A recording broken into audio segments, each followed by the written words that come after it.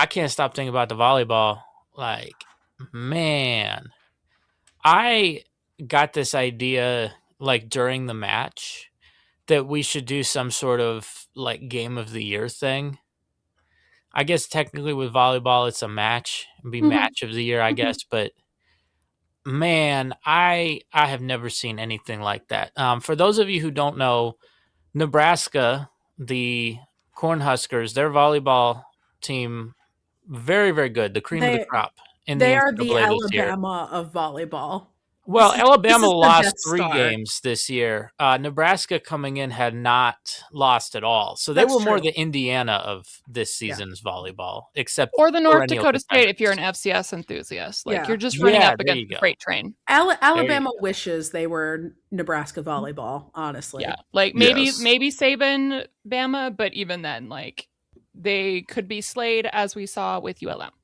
So Nebraska came into this Elite Eight volleyball match in the volleyball tournament undefeated.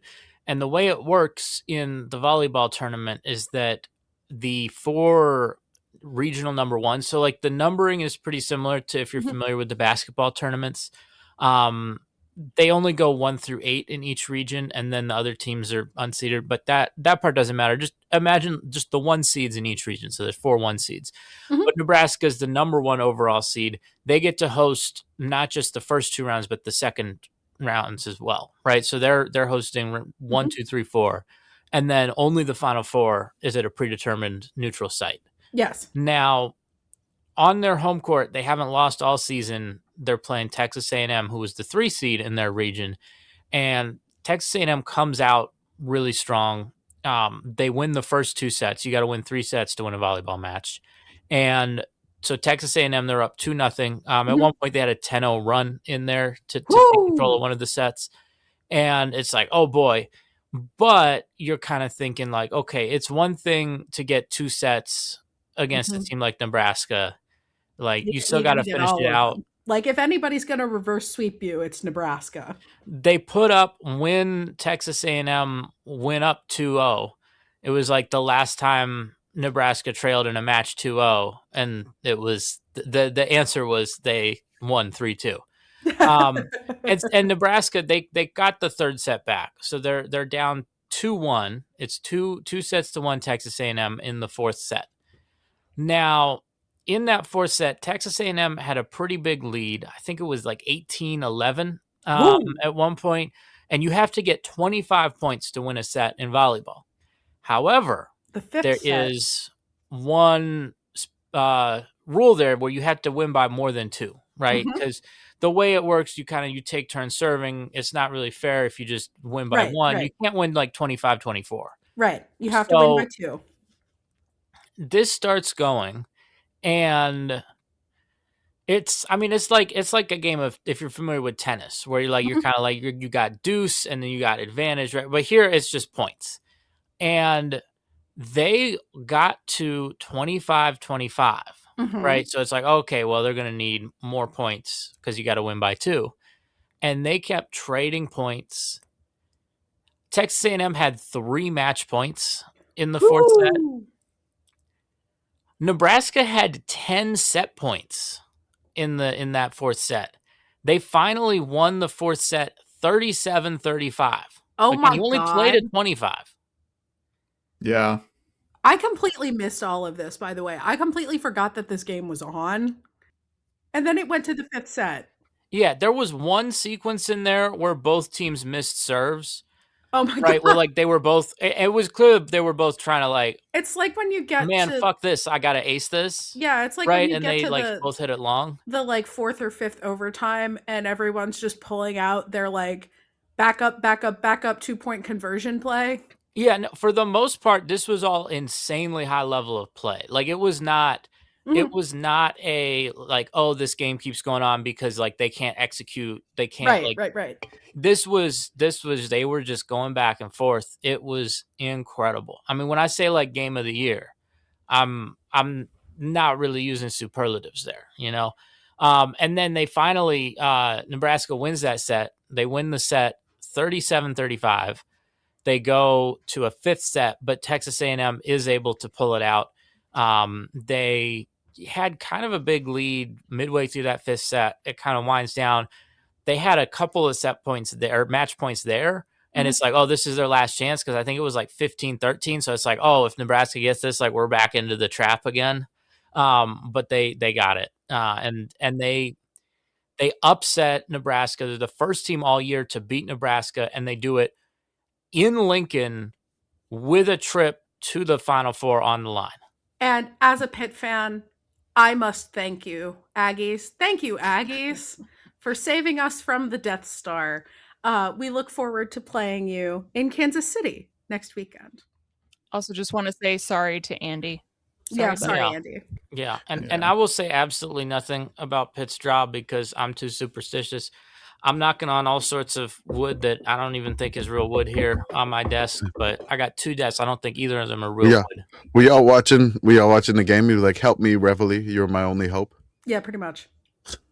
I mean, I'm like Texas A&M. They're a good team. I was surprised when they were a 3 seed, but they're 2 wins away from a national title. It's the first time ever that they've been this far in the tournament. Congratulations to them.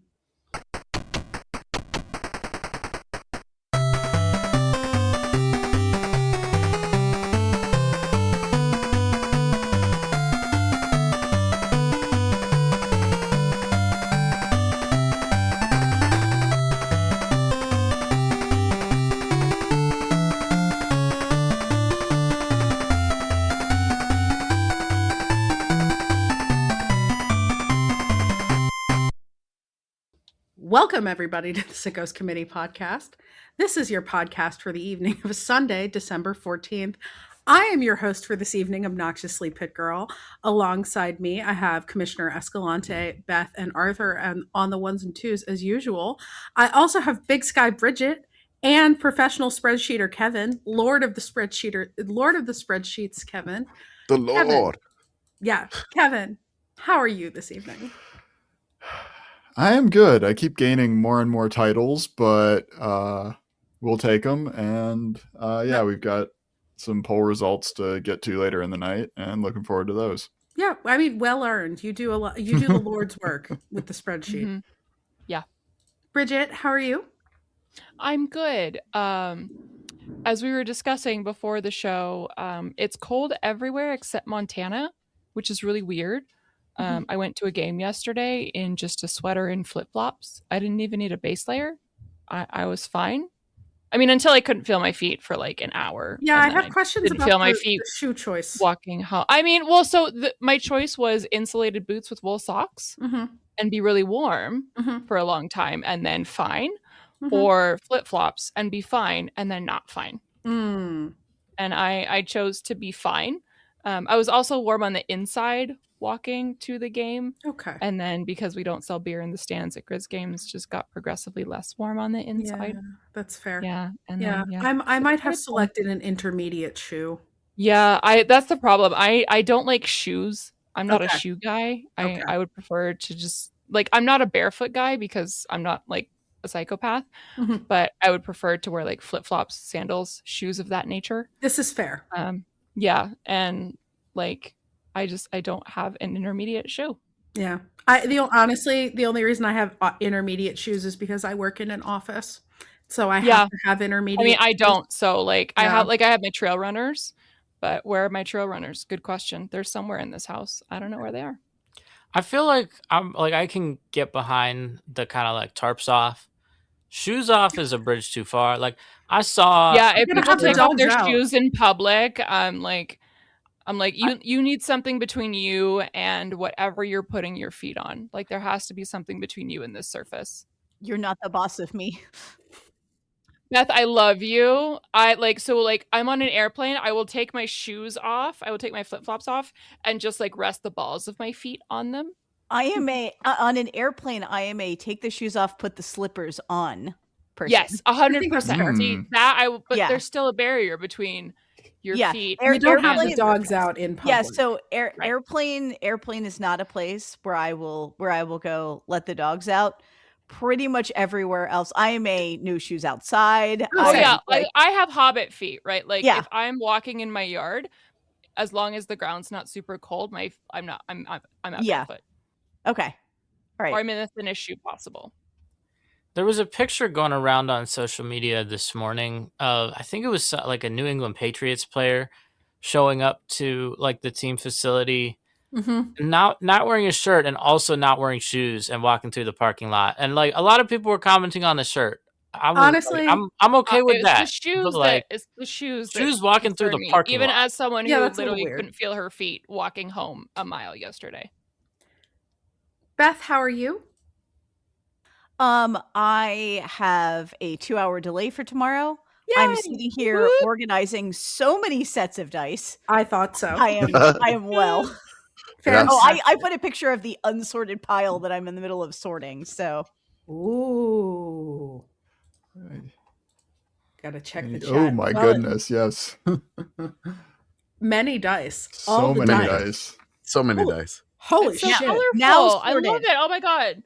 All right, wait, who wants to guess how many die are on that desk? Closest without going over. 2, 3, 4, 5. We got to share it in the normal podcast. Like 100 more than 100. More, yeah. There are 23 sets, 3 of which are double sets. Ooh.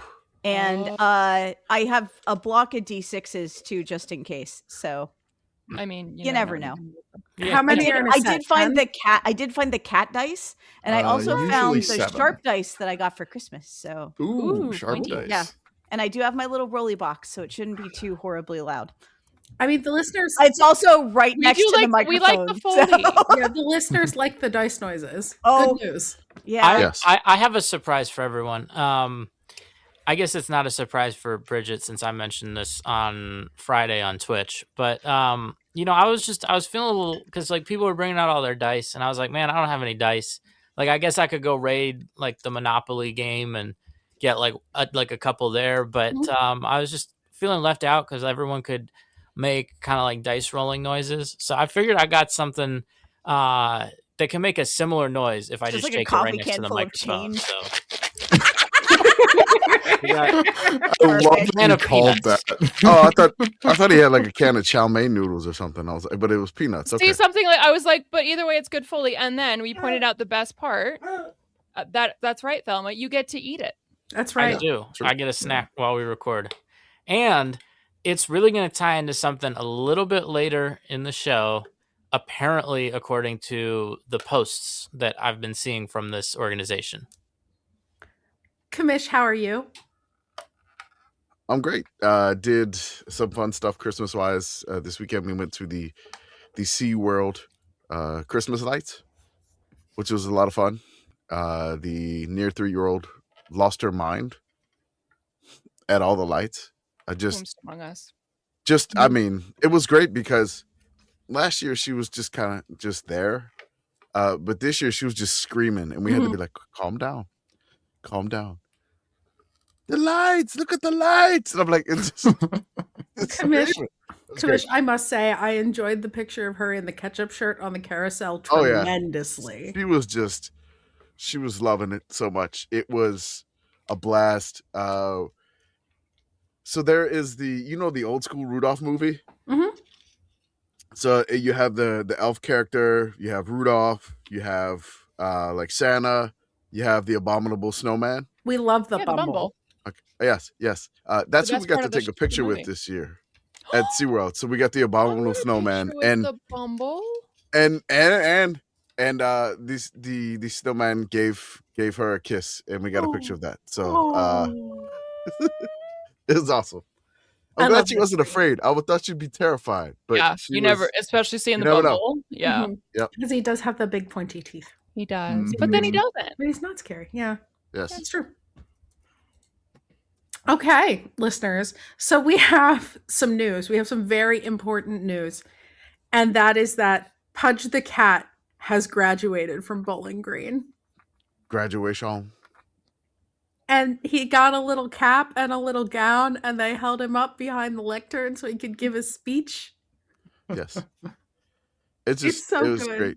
I couldn't stop watching all the videos for it. I think the president or the dean, was speaking at the graduation and basically said, I think Bowling Green finally determined the age-old question of cat or dog, and he said like Bowling Green is a cat university, and then he goes, "Don't tell my dog I said that." Yep. It's perfect. I mean, that's cool. The long snapper George had his it had Pudge there. There was like a special seat. It was like reserved for Pudge, and Pudge was just sitting there. Then they brought Pudge to the mic, and I mean, Pudge gave. I'm dying with Pudge right at the mic, man. I can't even. Like It's so Pudge good. is pawing the mic, and I'm like, this is too much. He's such a good humored cat. Yes. We love Pudge so I much. can't believe how like just the cat is just chill. If you ever follow George or the Uncle Pudgy account on Instagram, Highly recommended. highly recommended. Pro Check it follow. out. But there is a series of videos where he's trying to get Pudge to jump off sides. and he's just trying to like with the hard count, and he's trying to end. Pudge won't move. Pudge has Too disciplined. Pudge got disciplined. Got a knitted or crocheted or whatever Bowling Green helmet on at the same time. It's amazing. So it's awesome. It's great. It's one of the fun things that we got to enjoy about college football. Just how I know Bowling Green didn't have the most ideal season. They had a lot of injuries. That's why Pudge came and got involved. But it was just kind of a great thing that the whole entire university got behind a cat, which is it's awesome. And he's such a good cat. We love Pudge. Congratulations, Pudge. Best of luck on your future endeavors, whatever they may be. Maybe you'll come back and get your Meowsters. Okay. That's nice. I was gonna make a joke about going pro in something other than sports, and I got nothing now. The Meowsters. Look, somebody's got to bring the bad puns without Jordan here. No, thank you. It was That very was good. The Meowsters. Extremely good. I want a Meowsters. It's so much better than my master. Yeah, right. I too would like a Meowsters, but here we are. In other things that happened this weekend, we do have some games to recap, even though the regular season is over.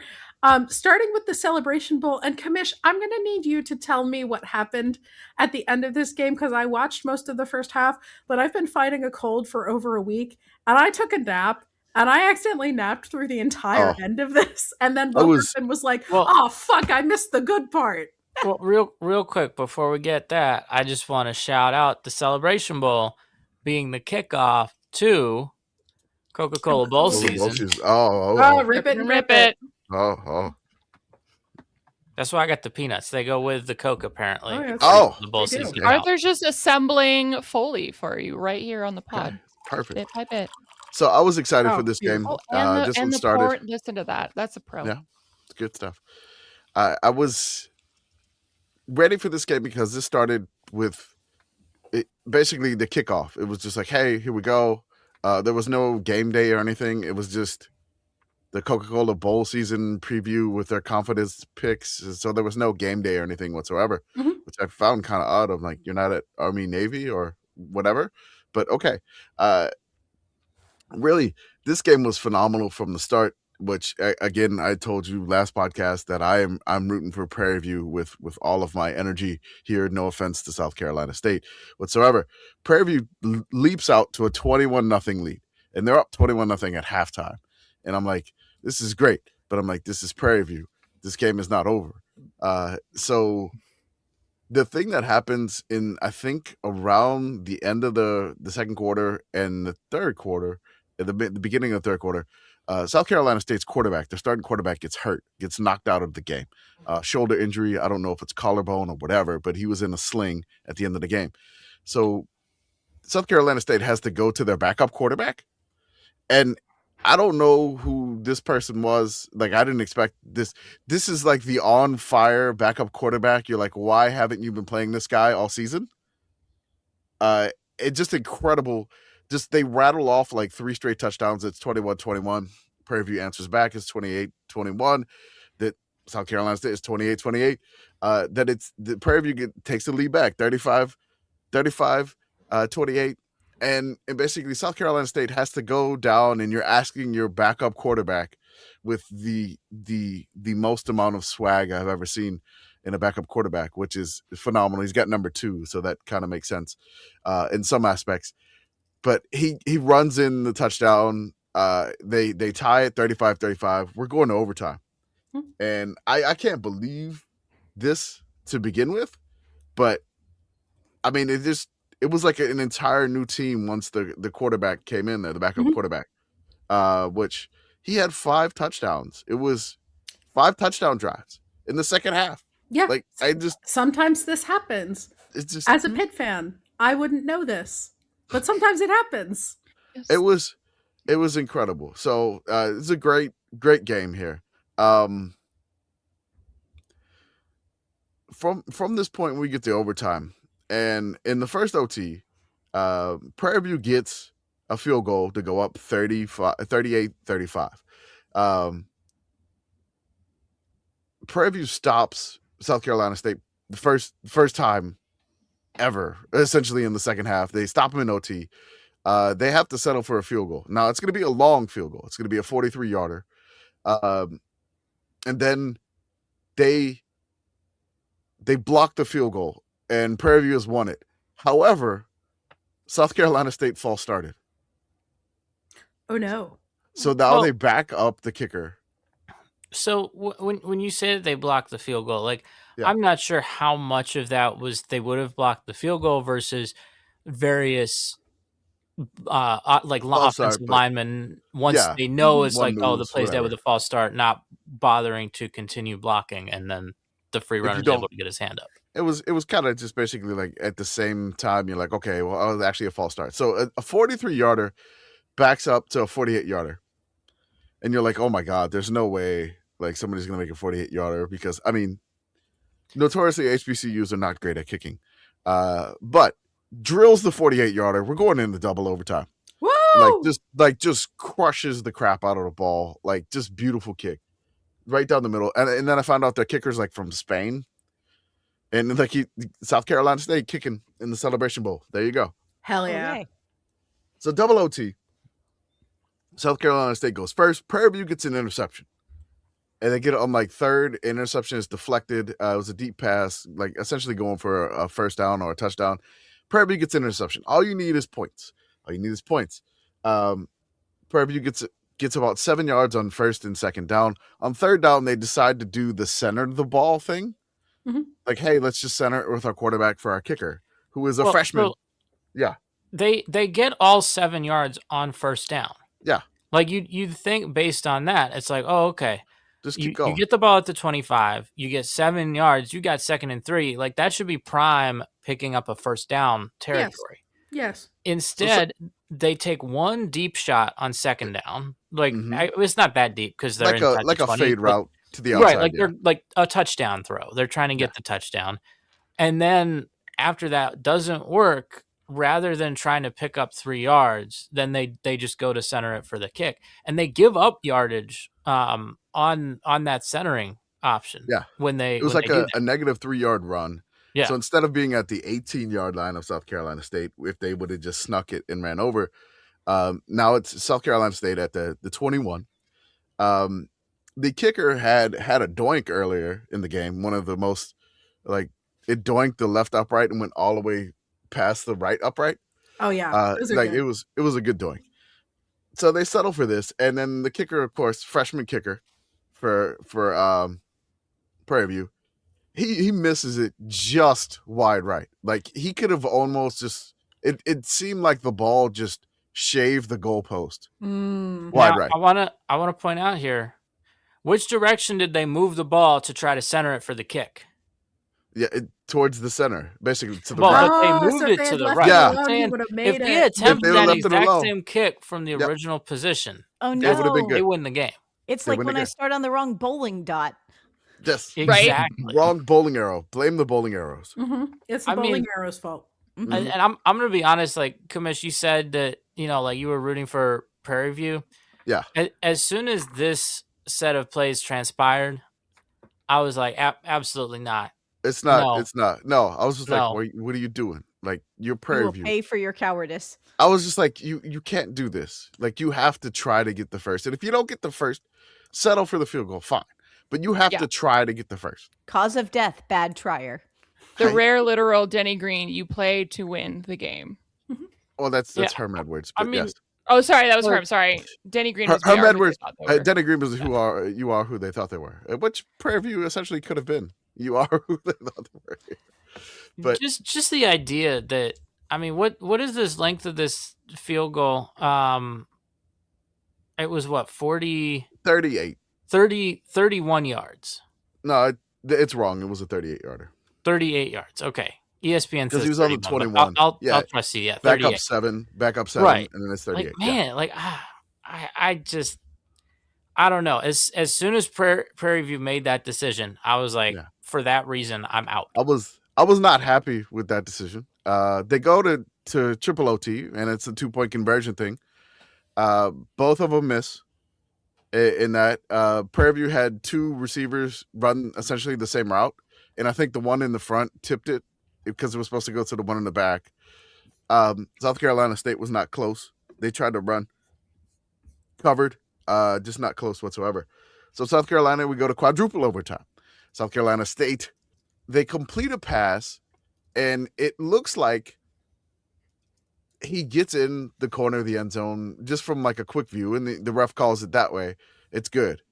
And then on review, the ball is clearly outside the pylon. Yes. I saw this.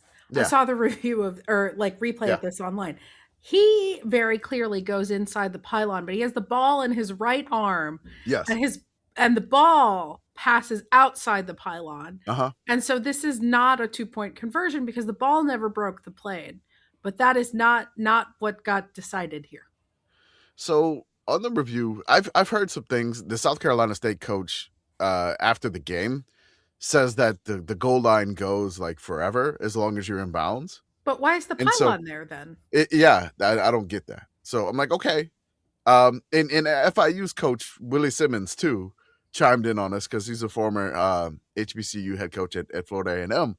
He says that the goal line is basically infinite on the outside. As long as you're in bounds and you reach that way, it counts. But I didn't hear anybody say that on the broadcast. I didn't hear the referee. Sounds like they don't really need the pylons, and you can steal them. Yes, that's right. I agree. Let's steal the pylons. But the broadcast and the referee consultant on the broadcast both state that he didn't get this in, but you need the indisputable evidence. And I'm like, well, it kind of looks indisputable there. And they uphold it. Then Prairie View tries to go for 2. They look like they try to do like a run option pitch thing, and it doesn't work. They're short. It's over. South Carolina State wins the game. Pour one out for Prairie View, man. I really wanted this for them. I'm glad it was a banger, but I really wanted this for them. There was a couple of different things like, okay, if you're going to win the game, you can't give up a 21-point lead. Yeah, no. But you still had a chance to do this. At the end of the game, too, they had I'd say 30 or 40 seconds to try to get a field goal or to get down the field to get in the field goal range. They just didn't. They just ran the ball 3 straight times. And that, I guess... Yeah. Even on the final conversions of the game, right? Yes, you could say I don't agree with the call on South Carolina State's 2-point conversion, but then I mean they had their own opportunity and they couldn't put the ball in the end zone. They couldn't do it. So it's just it was a couple of different things where it felt like Prairie View had their chances. Mm-hmm. They had that. I don't want to rain on South Carolina State's parade because that's their second Celebration Bowl and Black National Championship in 2021 and this year. So that's in 5 years, which is great. That is great. They have a great program. I love their coach. Their coach is wild. He's great too. I love Prairie View's coach too. So, they just didn't get the job done. Pour one out for our Panthers out there in Prairie View. And shout out to both of the bands who sounded awesome over halftime, which I did see. We love to see it. We do. Moving on a little bit further in the day, in its time-honored 3 p.m. Eastern slot, Army Navy on CBS. Commish, I I have a question about this one Yes. because this one blew up my phone while I was attempting to conduct a concert. And Of I had a course. bunch of people who were texting me were like, is it okay to throw a person in college football? Can you get a touchdown by throwing a person? Why was I getting those texts? Well, if you were Blake Horvath, This is not a joke. I seriously got 5 texts from different people asking. Imagine being Blake Horvath, by the way. we'll get to this. We'll because get there. We'll get there because I've never seen this happen before, but this was like, Oh no. I just look, man. We'll get to it. So let's start with the high level news, and then we'll get into the insanity at the end of the game. Okay. So High level news point 1. yes, Navy receiver Eli Heidenreich just broke the single season receiving yard record for Navy, which stood unbroken since 1967. mm-hmm. That record was previously held by Rob Taylor for 818 yards in a season. Eli Heidenreich had 861 and counting as of the time that we posted that skeet. This game started in quite Army Navy fashion. Mm-hmm. Navy started the first quarter, 13 plays, 75 yards, 7 minutes and 44 seconds, touchdown. Army didn't even finish in the first quarter with their first drive. So it was in the second quarter, 13 plays, 75 yards, 721, touchdown, 7-7. Hell yeah.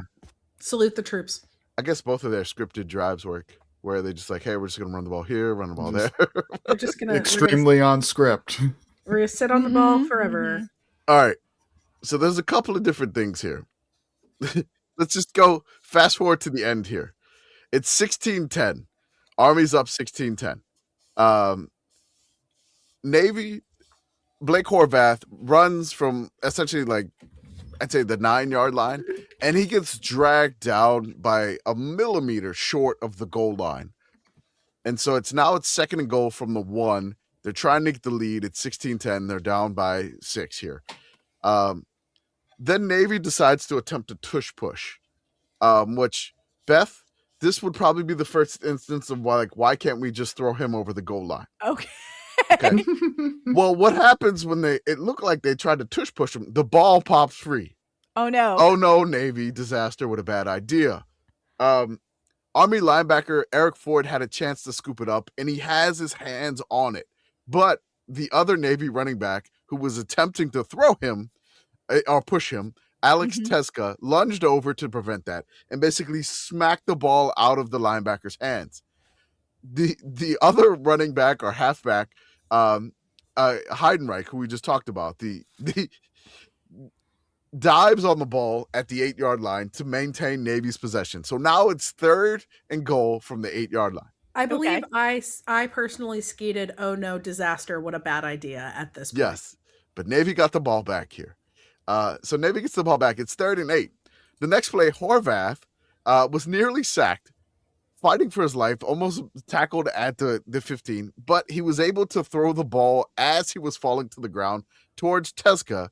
The ball fell incomplete instead of being caught around the 15-yard line, which would have been worse for Navy because it would have been 4th and 15 instead of 4th and 8. On 4th and 8, they hit the TD pass to Heidenreich, the guy that saved the ball in there, essentially saved their bacon to make it 17-16. Mm-hmm. Okay. All right. Now, Navy stops Army. Navy's going to try to run the clock out here. Like they're near the 2-minute warning. They're trying to run the clock out. To seal the game on 3rd and 3 from the Army 43, Horvath is running, and he's in there, and he tries to get the first down here. But the ball is popped free, and it's popped up in the air. Straight up in the air. Somehow miraculously falls right back down into Horvath's arms. And it falls into Horvath's arms. And then he gets it again. And then he's like, hey, I'm going to fully stretch out and try to make the 3 yards. As he's doing this. This 9-foot tall person. Yes, as he's doing this, he's getting really, really close to the ground, and the ball comes free again. So Because he did not have Michael's secret stuff. Yes, so the second fumble here. Now, after review, the second fumble didn't count. Like, he was down before the second fumble. So now it's 4th and 1. After that drama of them trying to clear that out. Now it's 4th and 1. You're like, would you want to throw Horvath in this situation here? Again, probably, I would think. They hand it off to Teska, the big burly back, and they get 2 yards and seal the victory here. So I think the main thing was like the tush push is probably like the Horvath heave instead of that. But Navy hangs on 17-16 for the win in just an incredible, ridiculous game. Let that be a lesson to you. Just yeet a dude. And I would like to note for the record that this game, in classic Army Navy fashion, it did in fact hit the under. Despite all of this, it still hit the under. We only know one way to be. Army had control of this one, but they had to settle for too many field goals. Mm-hmm. If they'd have punched in another touchdown, Army probably gets this one. Which Navy's able to gut this one out, and shout out to the midshipmen. They get to sing second, and just a phenomenal game. Before this game, I had like a weird daydream that we got hired by CBS, and like you were required to sing the CBS theme. Yes. Sing the bumper music live every time. Every time, like we would have like Sickos game day at whatever CBS SN game it was that week, either like a Mountain West or MAC or CUSA game or whatever, and we had to physically sing that every single time. Oh, like kicking to us, like when they go to the former referee, rules expert who goes to that, except every time it's the sticker for the CBS music. That's it. Yeah, see, we can do it. Hire a CBS. Yeah. We are multi-talented. We are. Not me. I just have the one. You are probably the most multi-talented of all of us. Especially when it comes to music. Yeah, you play so many instruments. You make so many. I'm a one-trick pony. Well, maybe like 1.5. I used to play the saxophone, but I don't anymore. That's a good trick. That's a hell of a trick. I think I'm pretty singularly talented. You can all decide on your own which what that is. one. Okay. Yeah. FCS quarterfinals. Friday night, we had a game. Number 7, Stephen F. Austin at number 2, Montana State. Montana State rolls here, 44, winning 44-28. Brigit, tell us about it. Well, so that's the thing. They didn't really roll so much as kind of stumble backward into victory. So pretty much to start the game, there was a disconcerting signal call on Stephen F. Austin. And then weirdly, there were a lot of false start penalties on Montana State. And then later in the game, there was yet another disconcerting signal call on Stephen F. Austin. I will let the reader do their own research and decide if these two things are related. I'm just making a thinking emoji face. Okay. You are the beautiful screaming lady from the Richard Scarry. When it comes to Montana State, yes. Okay. Yes. According to my husband, I'm the beautiful screaming lady when it comes to Montana State football. We are all the beautiful screaming lady on this podcast. Of our own teams. Yes. Yeah. Yeah. It's true. This game was frustrating for me. Like it was 7 o'clock. It was 6 o'clock? No, 7 o'clock my time. A Friday night game, not always ideal. And then just a lot of like silly penalties. I'm not going to say they were all Stephen F. Austin's fault because a lot of these were Montana State beating themselves up, including one from Julius Davis, which should not have been a penalty, as I will detail later. But so Julius Davis is running in a touchdown, and there's a Stephen F. Austin defender coming at him. Like this podcasting is a visual medium. He's running down the sideline. The defender is running at him. Julius Davis hits him with the peace sign as he runs into the end zone to score. Julius Davis being our backup, our second running back. So I would just like to ask the group, do great teams taunt? I would think so. I think so, but I will let others make their case. I would. I was kind of upset that Julius Davis didn't try to hurdle somebody. Like, that's his patented move. Like, he didn't get a chance to hurdle anybody. He didn't. Like, he will hurdle somebody for like a 3-yard gain. But then he goes talking. all out. Yeah. Like, that he dude does, is every just single like time. Yeah. 100% every single time. Like, so that's why, like, I loved the peace sign going in on it, and then he got hit with the taunting penalty, which, again, I don't think should be a penalty. This is a get good situation. I'll let Arthur, you have something to say. So I do think by the letter of the law, it is a penalty in terms of the way the rule book is. But that would center around directing anything at a specific player, right? Like if he just held the peace sign up like to the crowd or something running into the end zone, I think it probably would have been fine. What I don't agree with, and I mean, this is also the letter of the law, but this is what I don't agree with, is that something like taunting invalidates like the play if you do it during the live ball. Like it, I don't get that. Yeah. I feel like it's not a football thing. For me. It should be enforced like after the play. You Yeah. know, it's not like you gained an advantage on that play, right? Like, if you simply wait until the play's dead to taunt, then it's enforced after the play. That's what I'm still pissed off for Brad Wing. The LSU punter was the first person that ever had this penalty called on him.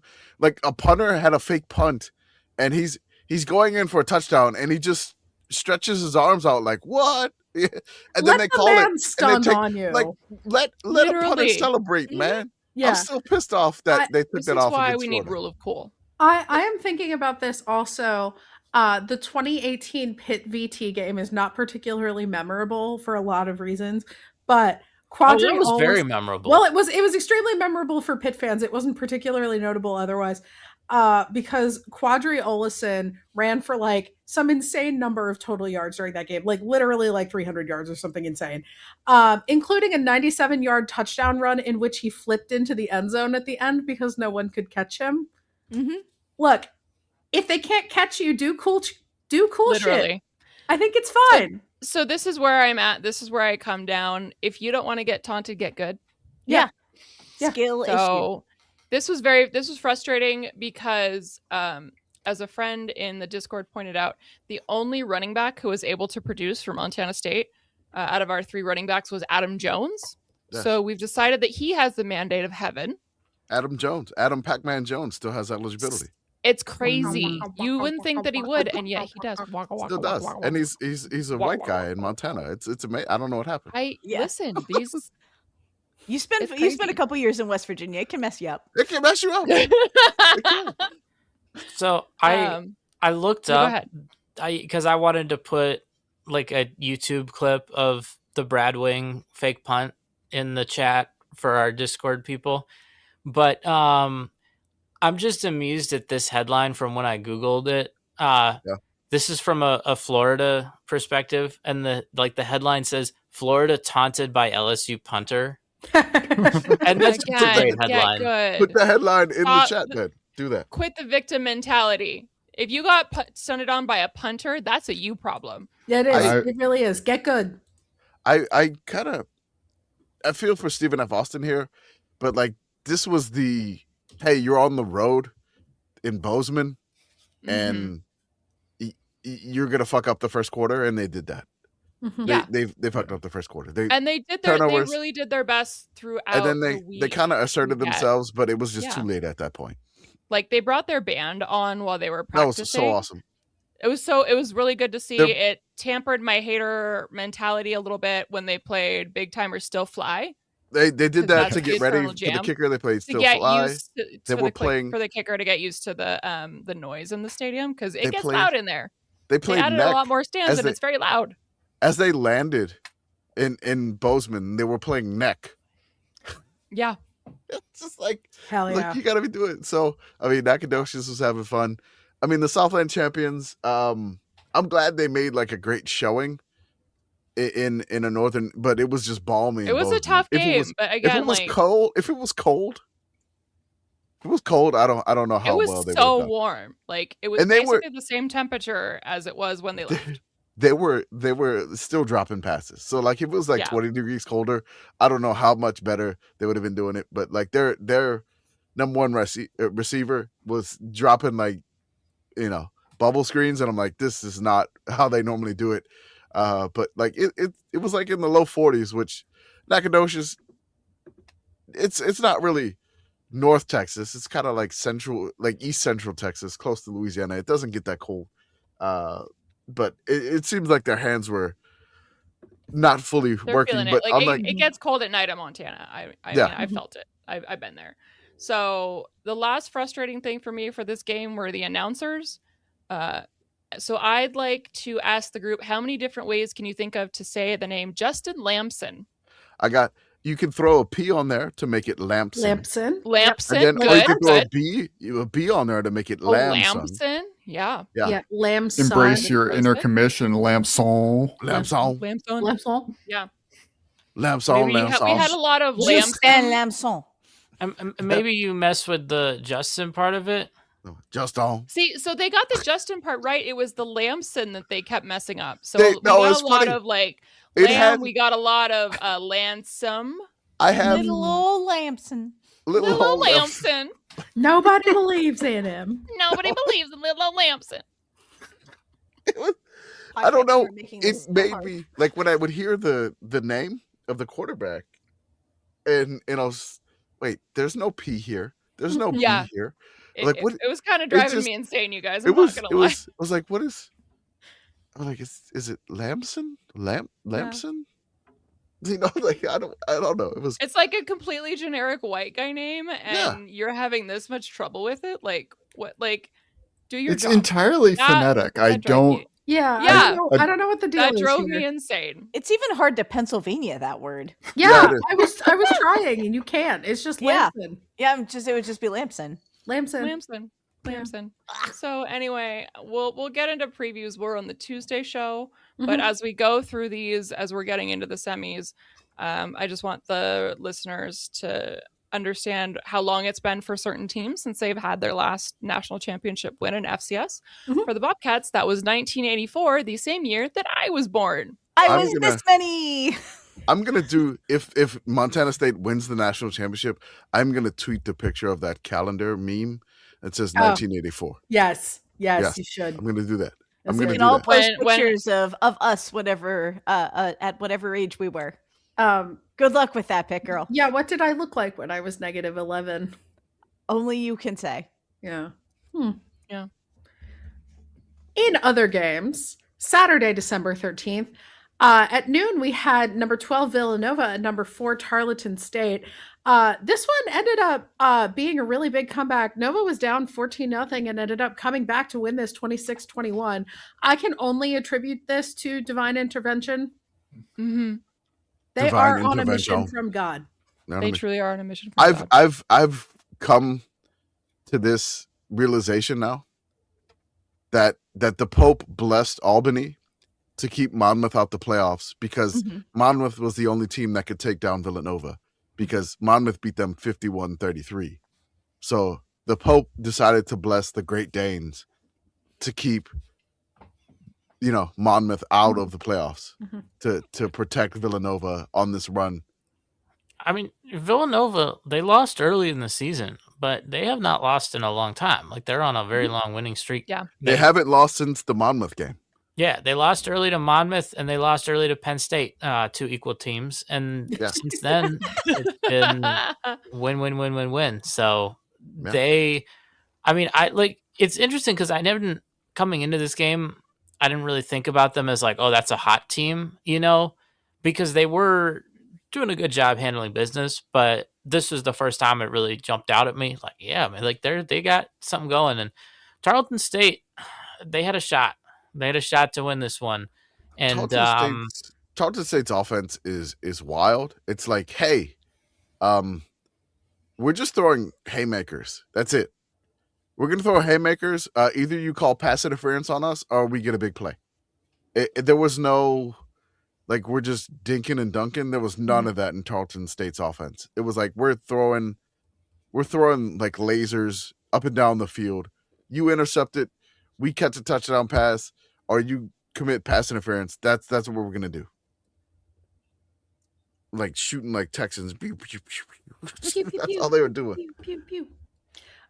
Shout out also to the fan who just got like absolutely blown up on the sideline here.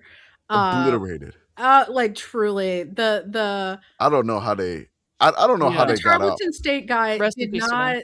did not. He's like in the end zone trying to get his foot down in bounds, which he very clearly did not, and then goes head first into this guy in sunglasses who's just on the sideline. Yeah. Hope you're okay. Oh no.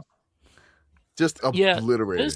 This play, I mean, Tarleton State is they're trying to get the touchdown. Yeah. I think this one is interesting, right? Because in terms of like from a coaching perspective, I feel like you really like, even in like a situation where your quarterback could run, like still looking down the field trying to make the play. You know what I mean? Like there are certain times where you'd be like, oh, just take the yards. But in general, I feel like that's good quarterback decision making to, make that throw. And I mean, like, I think it was a good throw, good catch. It wasn't in bounds. And, that's the difference between Tarleton winning and them losing. All right. South Dakota at number 11, South Dakota at number 3, Montana. Brigit, you were there. Tell us about this one. This was fun. So I found out in line to go in, like to get scanned and like go inside, that Nova had come back to win. Mm-hmm. So that was very exciting. It was very rowdy. Everyone was very excited for playoff football.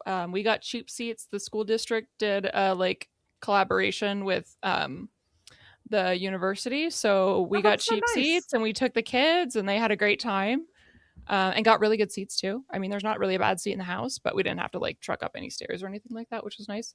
And yeah, so there were coyote pelts, a lot of false start penalties.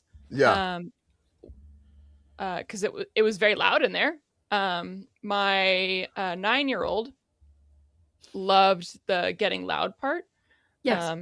He's autistic. He doesn't always get to yell for stuff, but this was you can be as loud as you want, and let me show you how to be as loud as you want. He was all about it. So we had to be like, okay, we're not going to yell right now. I'll tell you when to yell again. Okay, now we can yell. It was great. I love that for him. I love that for you. Yeah, it was so great. He was there the whole time. He was fully locked in the entire game. So every time it was time to get loud, especially on third downs, he was bringing it.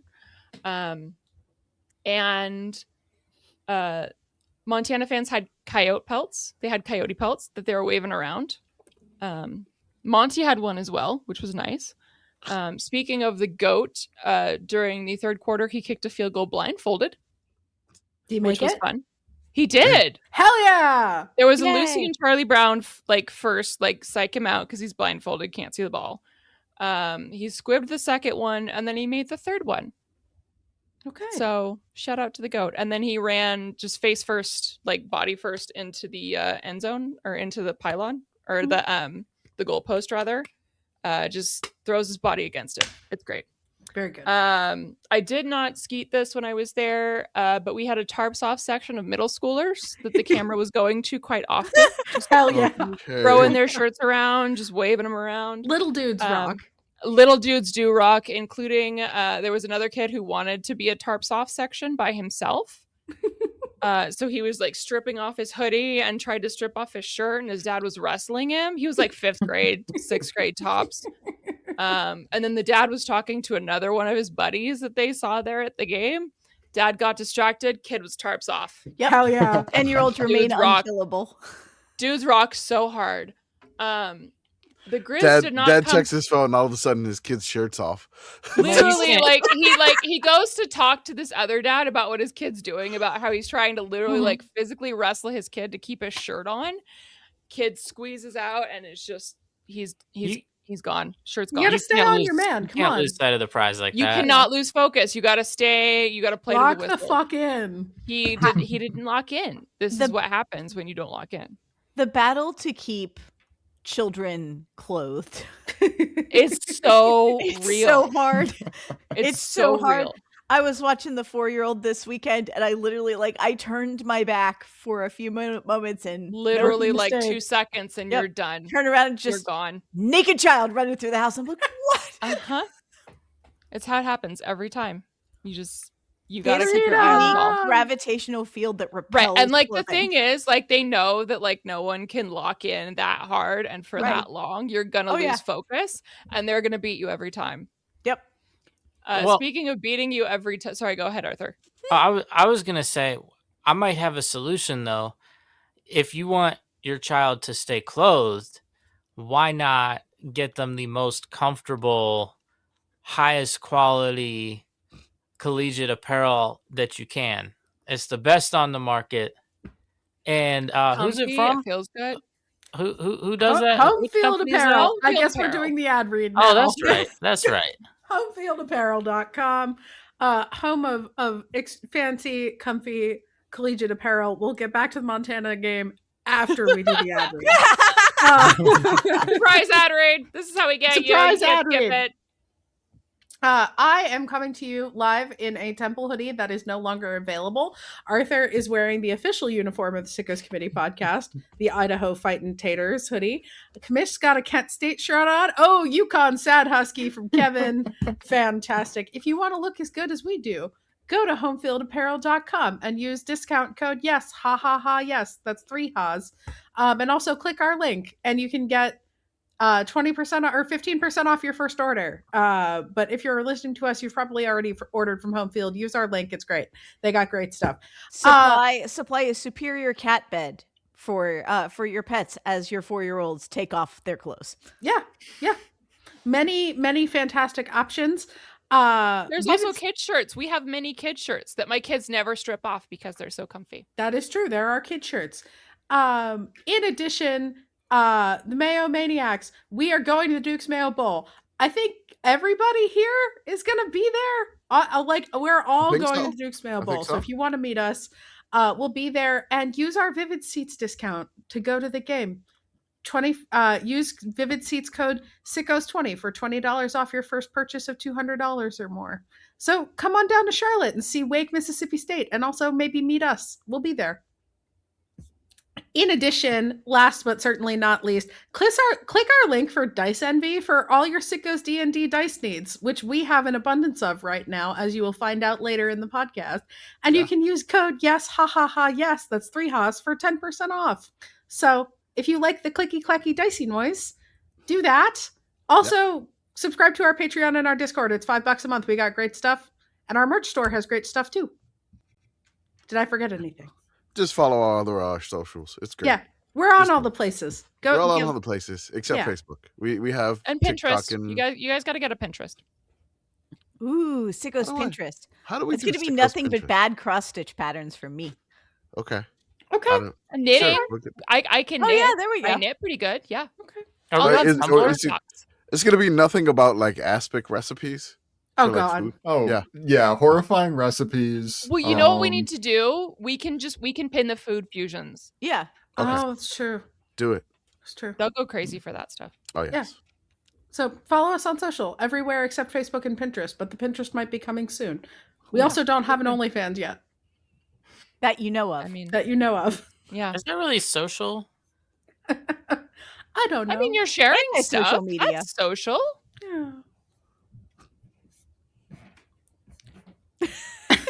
I was like, I'm not making one of those, man. Come No, on. I'm not. To be clear, the OnlyFans is a joke.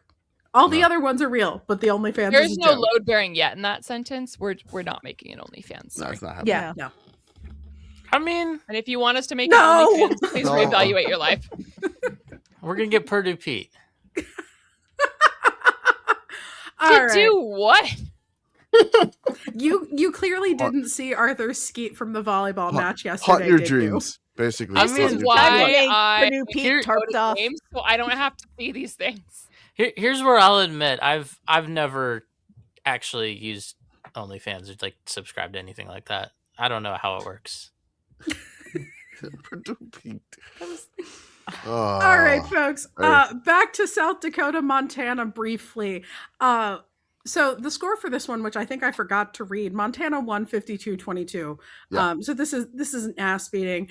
Would like to note that Brigit, I'm sorry for your future sanity concerns because we get a Cat Grizz rematch next week. We'll get to that in the preview on Tuesday because we're there will be more on that. I want to ask the listeners if you believe in anything, whatever that is, light a candle for my sanity, please. Yep. I'm gonna have a completely normal week. It's gonna be fine. I'm fine. Everything's fine. The Grizz are very tough. They literally, it was 4th and 3. The game, it was like 30 seconds left, and they ran a touchdown play to go up 52-22 just to run up the score. Hell yeah. I'm not excited. My last little bit of preview, serious football talk. This was the last remaining Dakota school in the playoffs. There hasn't been a playoff or a natty without a Dakota school since 2016 when James Madison won the natty over Youngstown State. And a Dakota State school has won every single year since 2011, except for 2016 and 2020. That last one being Sam Houston over South Dakota State. The last time there's not a Dakota school in the semis, 2010. Wow. Yeah. Again, great thing. Illinois State at number 8, UC Davis. Illinois State 42, UC Davis 31. Our beloved Redbirds advance. Yeah, I had too much fun with the mustache matchup. We got a shout out on the broadcast about the mustaches.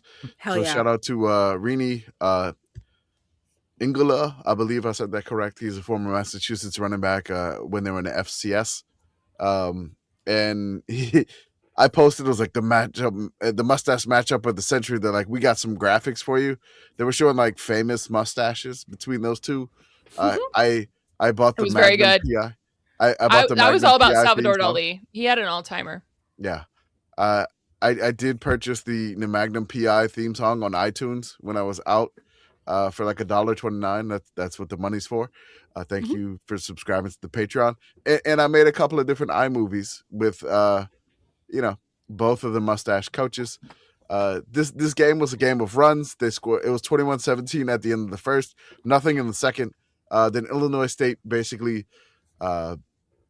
dropped 3 TDs, and then UC Davis was trying to come back at that point, and they threw like one of those back-breaking interceptions where it's just like you have to score to even think about catching up. And Illinois State, incredible run, 8-4 just to get into the playoffs. Now they're in the semis, which is wild.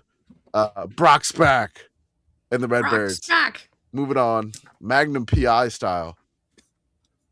So I mean, hell yeah, it's great.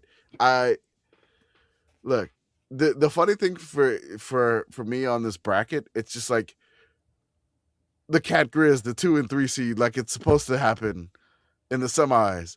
Then the other side, it's like 12 seed Villanova and non-seeded Illinois State. Like just it's the dragon meme with like we've got 2 like very very angry dragon heads and 2 silly dragon heads. The funny thing here is just like you kind of have the bracket go, chalk on one side of things, and then you have the Titan killers on the other side. Yeah, like, the meme I would use here is the John Daly meme. John Daly. And the serious Cat Grizz on one side, serious Tiger Woods, Illinois State Nova. The thing for Nova is like they had a home game. They went on the road. Now they get a home game. Because of Illinois State has been road. Incredible. All right. Wow. So keep your eyes peeled for that.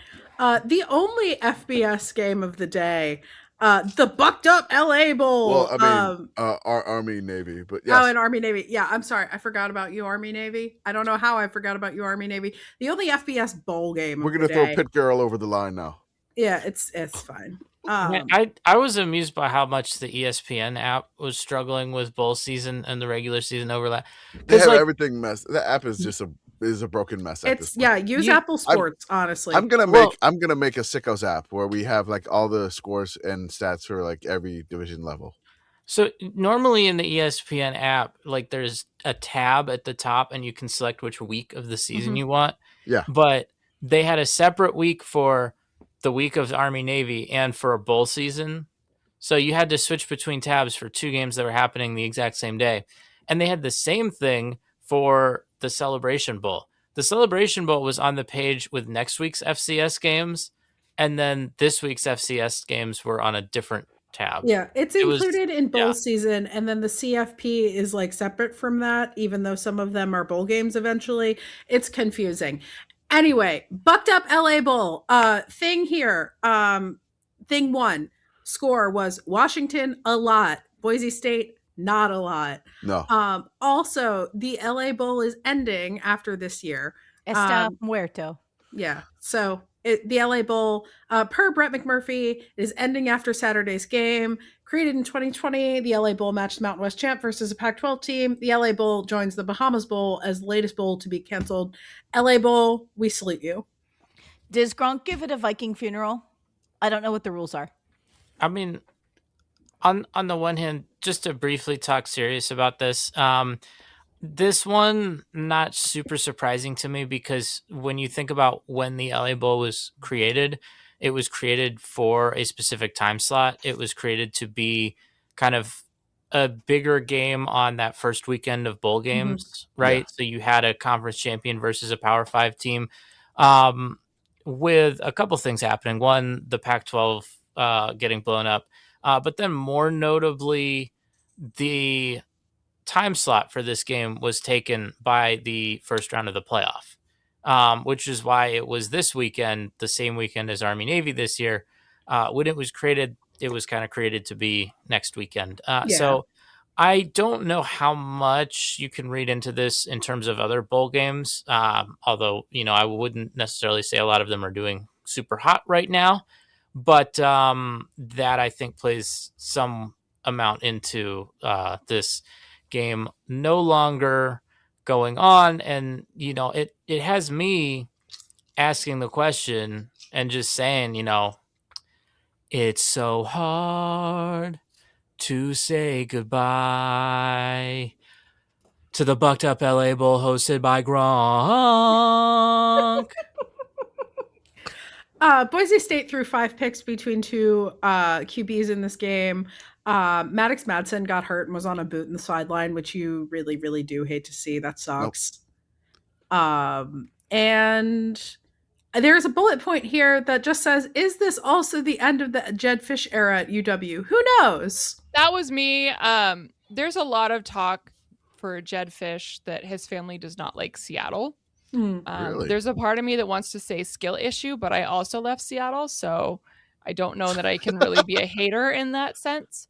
I did stay for 13 years, so skill issue. Jed Fish has not been that long. No. There's a lot of talk about like, oh, is Jed Fish going to leave? Where's he going to go? He's getting floated for. There's everything. A lot of jobs that are still open. Yep. Some big name ones, including Michigan. So I don't know. We'll see. Also, this game was 38-10 UW, and this game was pretty much in hand. So I stopped following along and just went and watched Wake Up Dead Man. Yep. Good choice. Good movie. I watched it on Friday. Very good movie. So good. All right. D2 playoff update real quick. Number 1, Ferris State versus number 4, Newberry. Ferris rolls in the snow, 49-17. Number 2, Kutztown, pronouncing it correctly because Jordan's not here. Yay! Versus number 3, Harding. Harding wins that one 49-27. And evidently they just ran the ball forever. D3 playoffs, also Saturday, 11 a.m., John Carroll at Berry. John Carroll won that one 21-13.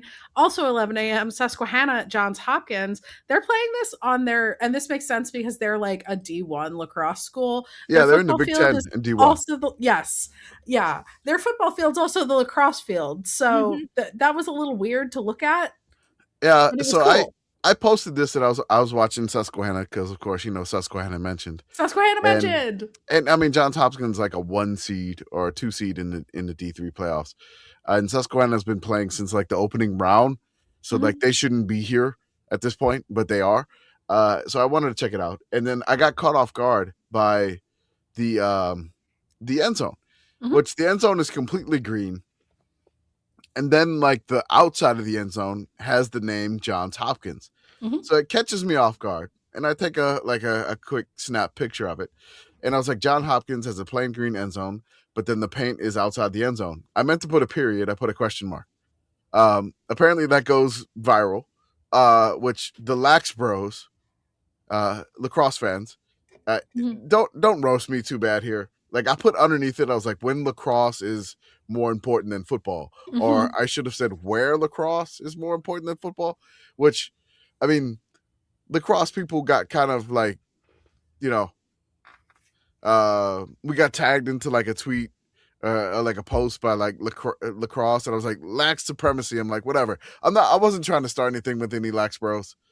I'm just saying that. It was just like, it caught me off guard because I'm watching the game. I'm like, why is this out here? And then I was like, oh, that makes sense because they're awesome at lacrosse and they're in the Big Ten in lacrosse.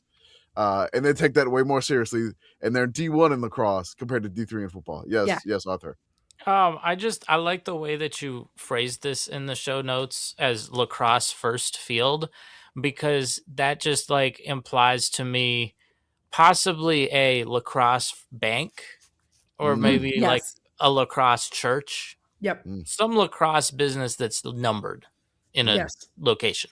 Lacrosse First Bank. Wisconsin Lacrosse First Bank. There you go. Hopkins wins this one 40-10. So, hey, good for you, for Riverhawks for making it this far, because you really shouldn't have. Susquehanna mentioned. Susquehanna mentioned. That's all it is. Susquehanna mentioned. Yep. North Central versus Bethel, and North Central wins this one 35-21. Why does it say NC Central? That's anyway. North Central wins this. No, it didn't. It wasn't NC Central. It's just okay. It is. It is North Central. It's fine. North Central. I got confused. It's extra central. Central, North Central. Like North Central, Central.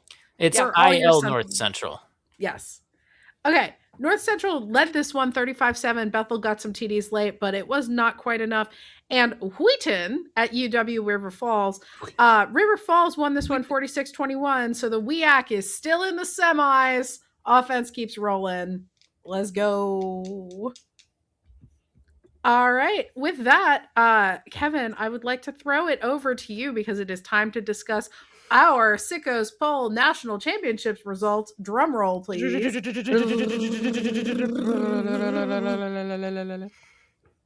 All right. Go backwards from 30.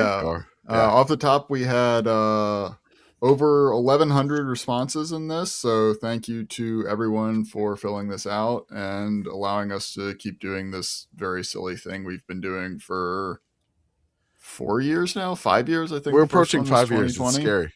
It's scary. That is kind of scary. Yeah. 5 golden poles. So, starting at the bottom in 30th, making our graphic, we had a two-way tie for 29th and 30th between Florida and New Mexico. 28th was Ole Miss. 27th was their opponent in the first round of the playoffs, Tulane. 26th was North Texas, and 25th was Bill Belichick. Okay. North Texas, Bill Belichick, and Cal are actually all tied at 24th. 23 we have Wisconsin. 22 we have Bowling Green University's newest graduate, Pudge the Cat. Oh, yay, nice. Pudge! Wait, did you say the Macoon or did you say New Mexico?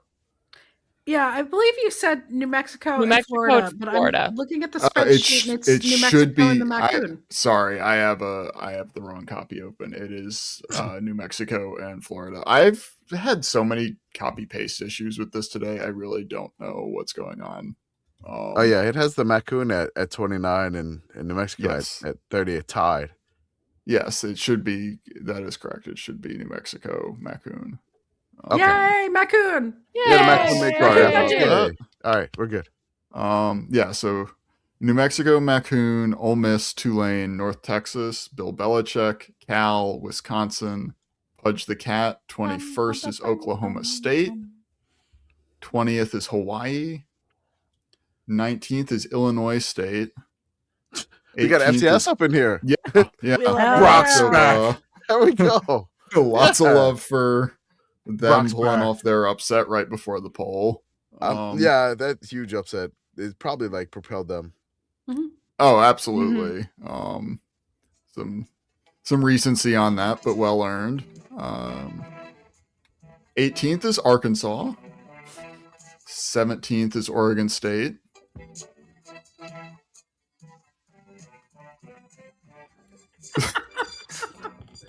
Sorry, I'm very distracted by whatever's happening right now. It's the Magnum PI music.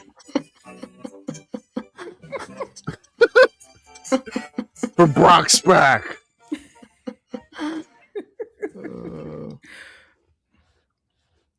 Beautiful. All right. I had to get Just- the guitar up in there. Thank you.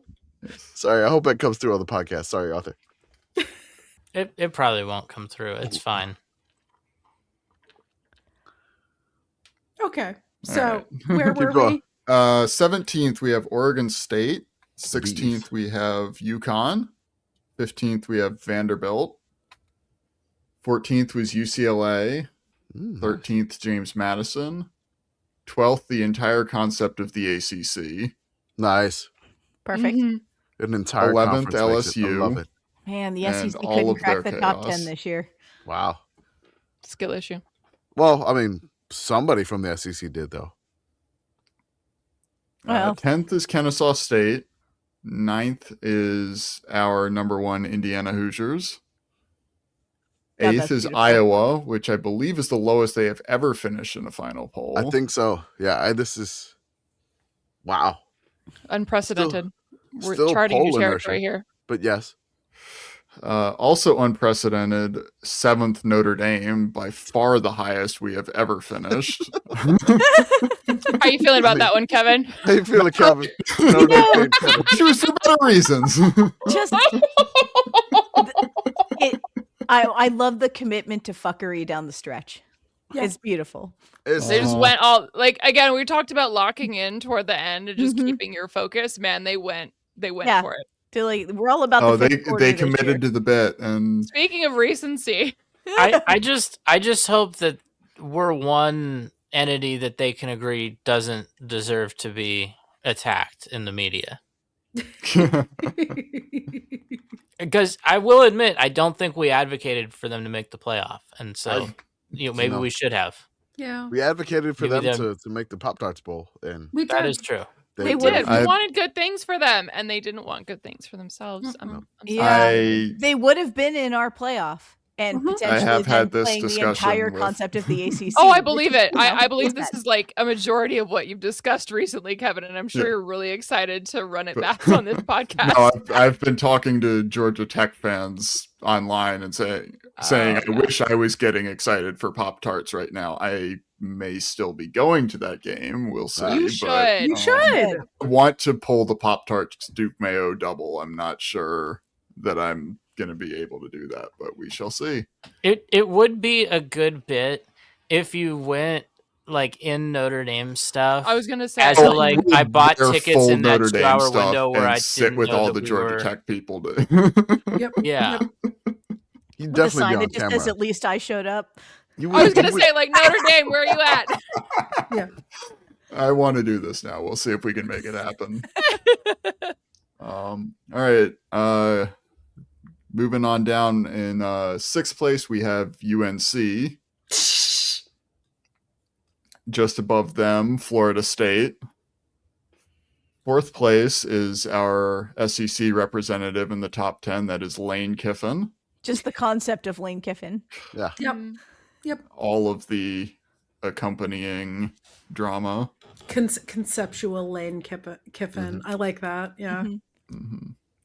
3rd place is our only blue blood in the top of this poll. That is UMass. Woo! Love it. Wow. 2nd place, Duke. For Wow. ACC chaos That's reasons. wild. Out of nowhere, but Out well of nowhere. deserved. Just like Well a deserved. meteor in the poll. Yeah. And then number one, where they've been for most of the year, is Penn State. You Penn know, State, we salute you. You have finally won a won national something, Penn State. championship in 2025.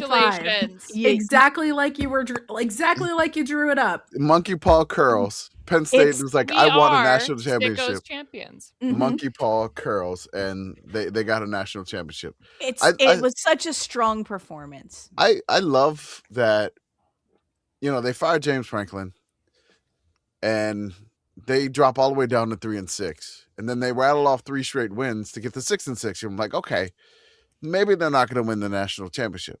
But then the coaching search, just the cherry on top. Now it worked out for them. They got a great hire, but like The process of getting there. process of getting there was an extraordinary adventure, and we appreciate the journey, Penn State. We This was appreciate. Just We the salute your masterpiece of it. dedication to staying do. in the news. Yeah. It is a scrapple ass coaching search, and we are all very proud of you. Yeah, I was gonna say it's like the Hobbits. Like we're going on an adventure. Yeah, like I say scrapple just because you do not want to know how this is made. Pat Kraft You is don't taking want to hobbits know what's in it. Isengard. Like there's Yeah. nothing. No. No. Upsetting texture. Yep. Yep. Uh-huh. Okay, some poll serendipity. I just went to look up where Pat Kraft fell in the poll. He was 54th with 226 votes. 53rd is And James climbing. Franklin. Hell yeah. Oh my god, that's beautiful. That's so good. Hokey hi. Beautiful. 57th is Crumble Cookies. There's a lot going on right here. Oh my god! All right. UVA doing God's work, keeping UVA and Pitt keeping Crumble Cookies and Pat Kraft apart. You're welcome. Feels weird to say that, but you're welcome, Pat Kraft, I guess. As always, we will be posting all of the results in the also receiving Yeah. votes. So stay tuned for that, gentle listener. But with that, we do have bowl previews to do. So we got to do the Sickos Committee Bowl game show game.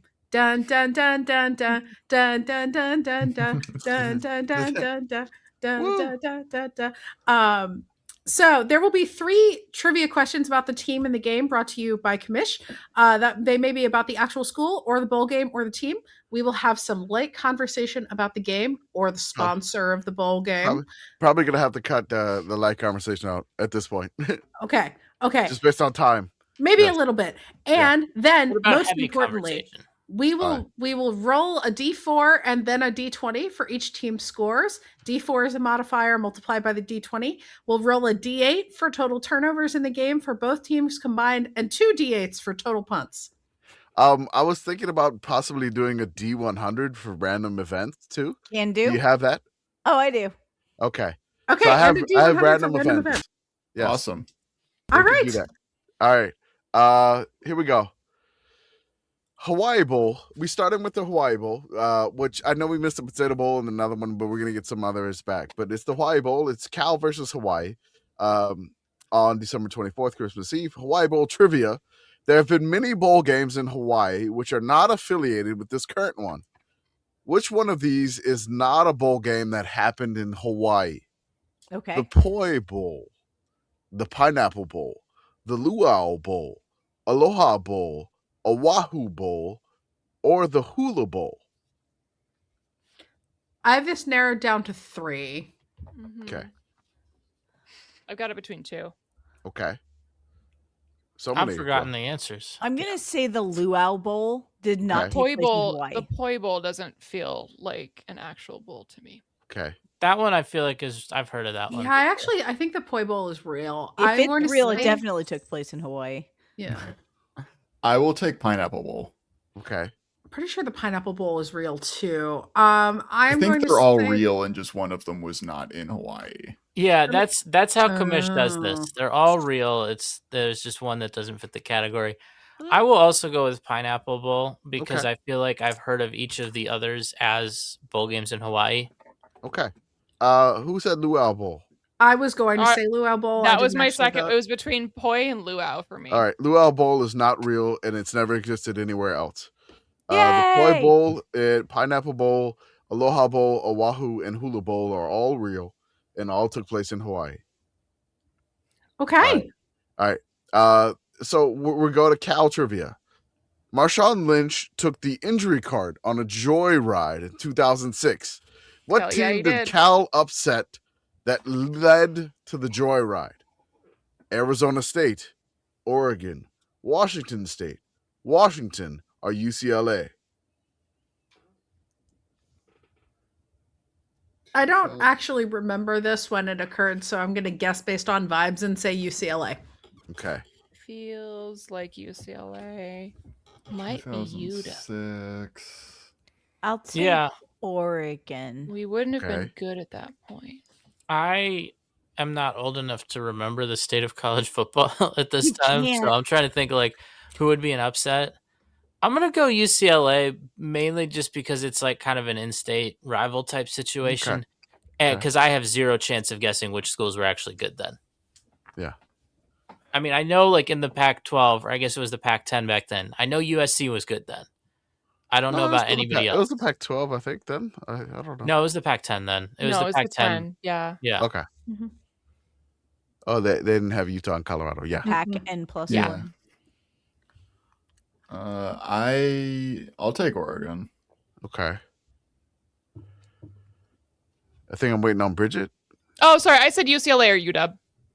Oh, okay. I need one of those. I'll take UW because other people have taken UCLA. Okay. Beth, did you choose? Yeah, Yeah. Beth said UCLA. No, I Okay. said Oregon. Oh, sorry, Beth said Oh, Oregon. she said Oregon. It is UW. Oh, Washington. Okay. They defeated UW in overtime, 31-24. okay. So that is the win there. All right. Hawaii. Trivia for Hawaii. We all know what bowl games Hawaii normally goes to.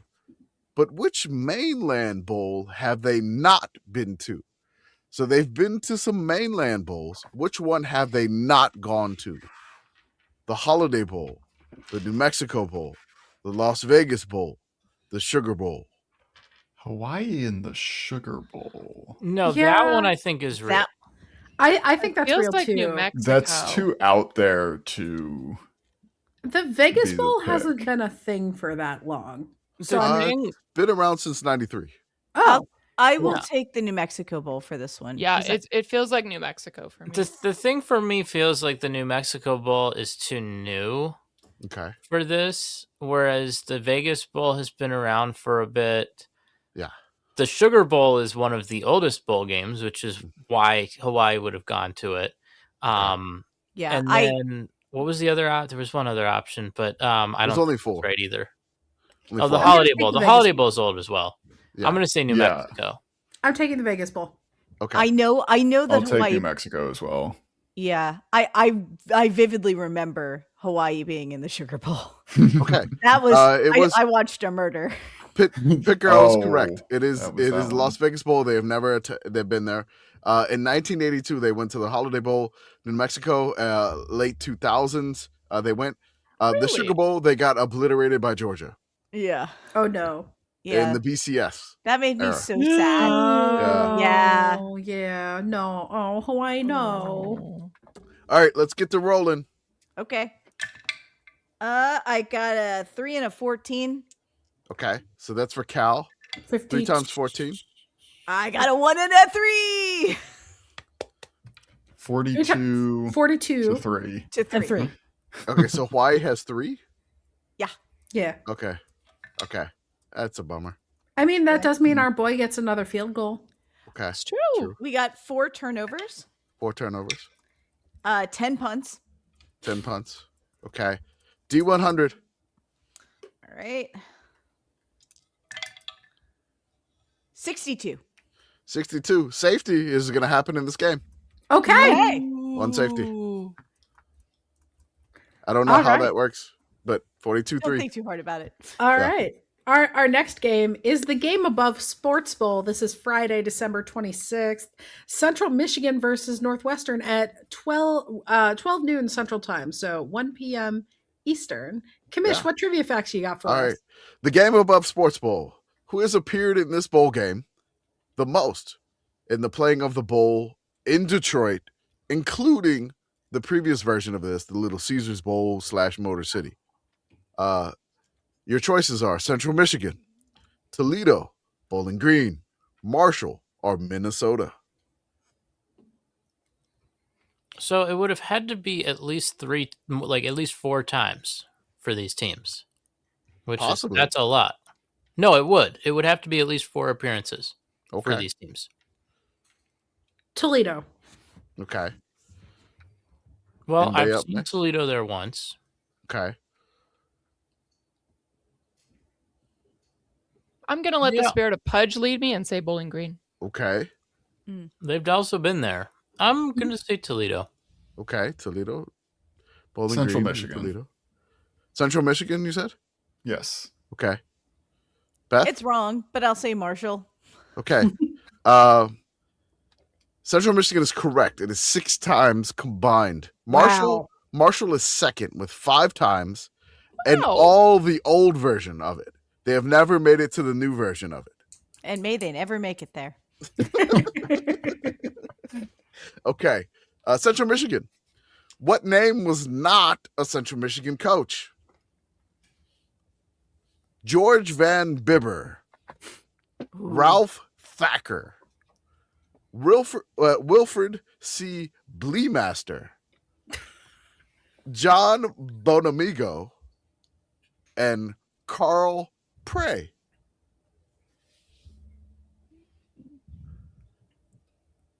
I'll go Bonamigo. Okay. I actually think that guy's real. I feel like I've They're heard all real. They're all real people. No, okay. Yeah. They're all real people. That name sticks in my head for some reason. Yeah, why wouldn't it? Fair. I will take Thacker. Okay. Thacker. All right. I'll say Bleemaster. Yeah, I'm gonna go with that one, just based on what would sound fun to say. Yeah. Kevin? That's where I was leaning, but now 2 people have taken it, and I'm trying to remember the rest of the list. I'll switch to Prey. It's between that one and Prey. You can take Bleemaster. I'll take Prey. Okay. Bleemaster, Prey, love. Okay. Bleemaster is the correct one that is not a Central Michigan coach. So all the rest, Van Bibber, Thacker, Bonamigo, and Prey were all Central Michigan coaches. Bleemaster, did he coach at Eastern or Western? He coached at Idaho basketball. Okay. All right. That was even more out of left field. I went way out of there on this one. All right. Samsonite, I was way off. All right. Northwestern, they have been to 17 bowl games in their history. And they tend to go to the same bowl game twice. For some odd reason, they just repeat bowl games all the time. Which bowl game have they not been to twice? The Rose Bowl, the Motor City / this bowl, whatever it is now, the Citrus Bowl, the Alamo Bowl, the Pinstripe Bowl, or the Outback Bowl / Relia Quest, which we don't acknowledge. I will say Pinstripe Bowl. And this is consecutively, correct? No, not consecutively. Just twice in their history. They've only been to 17 bowl games. Oh, okay. Okay. I know they've been to the Pinstripe Bowl at least once because I saw them there. I'm going to say the Alamo Bowl. Okay. Well, that's everyone where I goes was to the leaning, was Citrus Alamo. Bowl twice, so I'm also going to say the Alamo Bowl. Okay. I'll take this one. Take this bowl? The Yes. Motor City? Okay. So Beth is correct. They have not been to the Pinstripe Bowl more than once. They've only been once. The funny thing is, like, they went to the Rose Bowl in like 1946, and they never made another bowl game until like 1995, which was the Rose Bowl. So it was crazy. So let's go with score projections here. Bridget, can you give me a color? UW purple. All right. So Central Michigan score. Okay. And that will be 15 Okay. to 12. 15-12. Field Oh my goals God. only. Northwestern. All right. 8 turnovers. Oh my God. Yes. I want to go. I got to request credentials now. Oh God. Chicken Sedan, you're going. And 5 punts. 5 punts. All right. Random event generator. This one sounds great. I want to go. 37. 37. A doink on a field goal. Oh, perfect. We've Perfect. already determined that this one is field goals only. Perfect God, that's bowl game. beautiful. It's never even. It's perfect. never happened Maybe yet. a but game winning, great. a game tying doink here. I'm and it so doesn't go in. excited about this game now. Yep. All right, I When love Joey this. gets turned back at the border for this game again, I'm going to be so sad. That's the doink. That's the doink. He's gonna drive so far to go to this game only to get. Okay. All the way around the lake from Thunder Bay. Uh huh. Yes. All right. Yep. The Rate Bowl, Minnesota versus New Mexico, 3:30 p.m. ESPN. That's Central Standard Time there. The Rate Bowl. No longer guaranteed. Just No rate. longer guaranteed. They'll just give you a rate and you're going to like it. I don't guarantee it. Which bowl game that took place in Arizona is not associated with this bowl? There's not any lineage attached to this Rate Bowl whatsoever. All right? There's been a lot of Arizona bowls, and there's traces like a 23andMe to this bowl. But which one does not have that?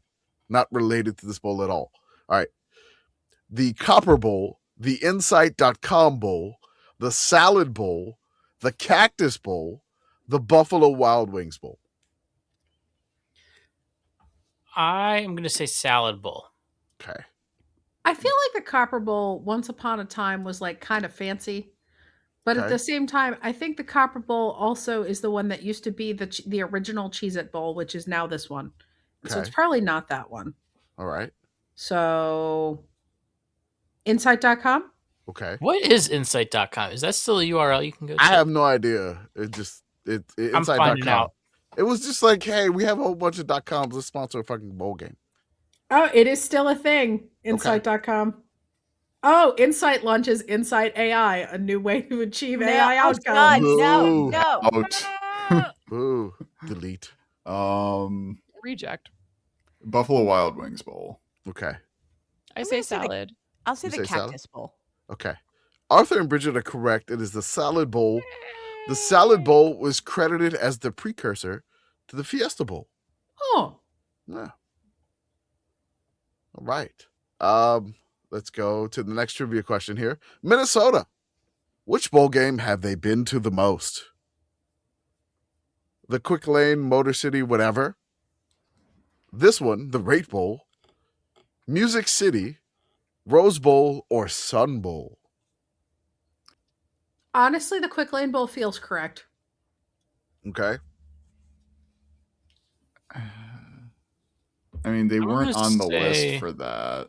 I'm going to say the Uh, Music City Bowl. Okay. I'll take the Sun. All right. I will also say the Music City Bowl. Okay. I'll say rose because I was gonna say sun. All right. Everybody's incorrect. It is this one, the Rate Bowl. Oh, Really? Hey, That's right. It's their winner. They've been to the Rate Bowl a lot. Back when it was guaranteed, but it's no longer guaranteed. Well, they were a guaranteed lock. So That's right. Okay. New Mexico. Their head coach is Jason Eck.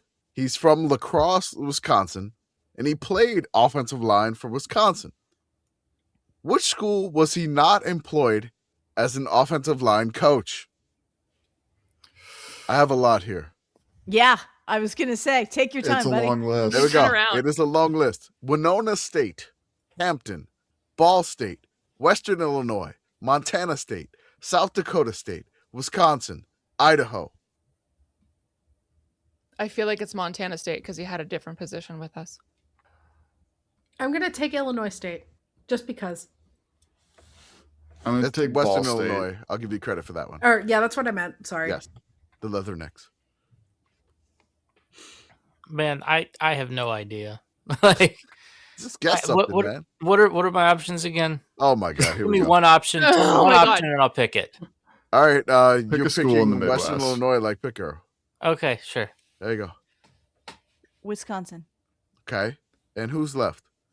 Kevin? I said Ball State, but I'm not sure that you heard me. Beth is correct. Wisconsin, never an offensive line coach. He's been an He was a offensive line GA, coach. right? He was a GA, Yes, not an I offensive remembered line something. coach. Oh. So when he graduated, he was a GA for Wisconsin, became a GA for Colorado, and then he began his legacy of offensive line coach at Winona, Hampton, Ball State, Western Illinois, Montana State, South Dakota State. Was he an offensive line okay, because I knew he coached for us and I couldn't remember. He was an offensive line coach at Montana State. Okay. Also, he was Yeah. an Idaho offensive line coach and then came back 20 years later to be their head coach. Head coach, yeah. Yes. Okay. So crazy. All right. Let's get the score projections here. Kevin's rolling All right. for this one. Yeah, Oh, Kevin's got I'm this not one. trying Okay. to bias it for New Mexico at all, but I got Okay. the turquoise and copper dice. Hell yeah. Let's Minnesota go. score. All right. Here we go. We have a 2 and a 1, so that's a 2. That's a Yes! 2. They We got are a off to a safety. strong start. Okay. All right. And New a Mexico. 4 and a 5, so 20. 20 to 2. Perfect Okay. score. Love it. Um, All right. Roll for turnovers. 7. Oh my God. I wish these could come true. Punts. 8. 8 punts. All right. You have a D100. Who has a D100? I can get it. Okay. 12. 12. As the safety. There's the safety. Oh my God, there it is. Somebody beautiful. knew that. It knew it. It Our knew it. Jesus knows. It knew it. All right. Moving on. Our last bowl for Friday, December 26th, our last Boxing Day game, Yes. is the First Responder Bowl. We've got FIU versus UTSA at 7 p.m. on ESPN. Okay. First Responder Bowl trivia. It is normally played in the Dallas-Fort Worth area. Which stadium is the game held in? TCU Stadium, SMU Stadium, North Texas Stadium, typically Frisco, but this year it has been moved to Baylor Stadium. I think this game is at TCU Stadium. Okay. I'm going to say SMU. All right. Typically I'll Frisco. take TCU as well. Okay. So TCU for Kevin. Beth says typically Frisco, but now it's in Waco this year. And Arthur? Man, I'm trying to think because I feel like we're this First Responder. It used to be the Heart of Dallas Bowl, Mm-hmm. which was at the Cotton Bowl, but they changed the name, and I want to say it moved to SMU Stadium, the Gerald Ford, not that one stadium. I don't remember anything before the Heart of Dallas Bowl being at the Cotton Bowl Stadium. So SMU, is that an option? SMU is an option. At the Cotton Bowl Stadium before it was the Cotton Bowl. But yeah. Okay. So you pick SMU? SMU is correct. It is not that Gerald Ford Stadium is where the game is. Okay. All right. FIU, Florida International University. Which type of grant university is FIU? Space grant, sea grant, land grant, or liberal arts college? Space. I feel like we would know. Sea Grant is the one that makes sense here to me. Okay. C I haven't Grant. put together my other Sea grant grant. lists for the title belts yet, or I would know this. I will take space. Okay. I feel like this is a curveball question. Like, I feel like this wouldn't be notable if they were a Sea Grant school. You'd be like, yeah, FIU Sea Grant, that makes sense. I also don't think they're a land grant. Okay. I'm trying to think of other elements, but I feel like air grant wasn't an option, for example. Everything changed when the fire grant Like attacked. wind grant. Fire grant, that'd be cool. The Sun Grant is a thing. Yeah, but I don't think that wasn't one of the options, was it? No, it was not. Yeah. So then what was the option that's not sea grant or land grant? You have Or the space, liberal arts one? sea, Space? land, Yeah, or I'm going liberal arts space. college. I'm going space. Okay. Everybody's wrong because it's a trick question. They are both a space and sea grant. Oh. They're both. Okay. I don't know why. Okay, UCF, you really got to stop with all this space shit then if you're not the only space grant school in Florida. I'm just saying. Space boats. Space boats. I mean, you can have multiple grants. Isn't that just like kind of like a funding source that yeah, funds? it's just a funding source. That's all I it is. know, but everybody knows Auburn is the real moon school anyway. Okay. UTSA is the other team in this game. What is the name of UTSA's school newspaper? The Paisano, Roadrunner Express, Roadrunner Review, Meep Meep Metro, Alamo Announcements, or El Chaparral? I was going to make a joke before you started reading the answers that it was the Meep Meep. So, I'm going to take that one. I have to take that one. I know it's wrong, but I need the want paper it to be to the be Meep that Meep one. so Why did you badly. do the Meep Meep Metro. Wait, I- okay, so there were two options that had Roadrunner in them. Yes, Roadrunner Express or Roadrunner Review. Ah, man, I'm going to say Roadrunner Express. Okay. I'm going to say the Paisano because the idea of it being named the same thing as like 5 local pizza chains near me is beyond charming. So good. Shuck it. Mwah. Mwah. I'm going to say El Chaparral. Okay. I was going to say that as well. Okay. Beth is correct. Yes! The Shut up. Paisano. I'm so happy. It's beautiful. Mwah. Listener, I need you to know that we were just recently all doing the Italian hand. That's right. We are. Okay. All right, I need getting a some score. red dice and some green dice. FIU. What's the score for FIU?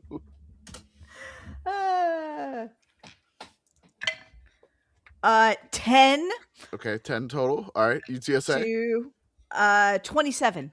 27 to 10. Okay. That's a pretty normal football Pretty score. That normal is Look a at that. very Yeah. normal score here. How many turnovers?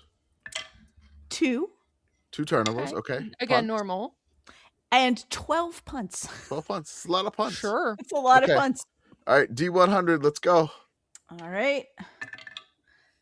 55. 55. Somebody gets a scoop and score here. Okay, Okay. Scoop and score coming. we like that. All right, next game, we have moved onwards in time to Saturday, December 27th. First up there is the Military Bowl, ECU and Pitt coming to you live from Annapolis, Maryland. Arthur will be there. I will be there. Come on through at 10 a.m., which is 11 a.m. Eastern, thank God, on ESPN. I don't have any trivia for the Military Bowl. I just want to note that it's odd that East Carolina got invited back after they had a fight last year Oh, shit, I forgot about that. with NC State. Okay, and they bloodied the ref. I have a trivia question then. Okay. For this game. Yeah. Where was the first Military Bowl played? Was it RFK? Was it in the Nats baseball stadium?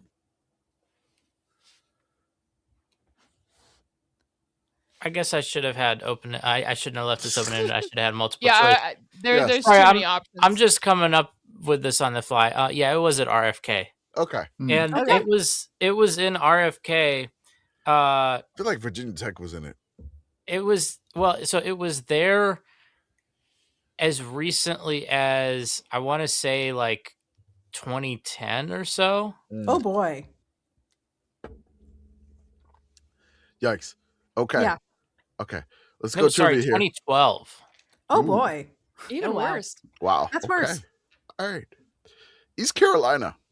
Since this is their second consecutive trip to the Military Bowl, what other bowl games have they had back-to-back bowl games in the same bowl?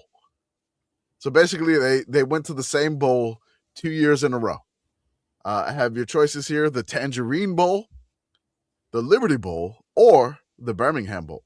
Birmingham Bowl. Birmingham Bowl loves taking teams twice. Don't ask me how I This know. is true.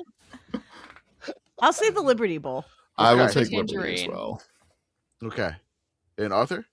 I'll say the Birmingham Bowl. Yeah, the Pitt people know Birmingham very well, and they're correct. They're correct. 2 years in a row, the Birmingham Bowl.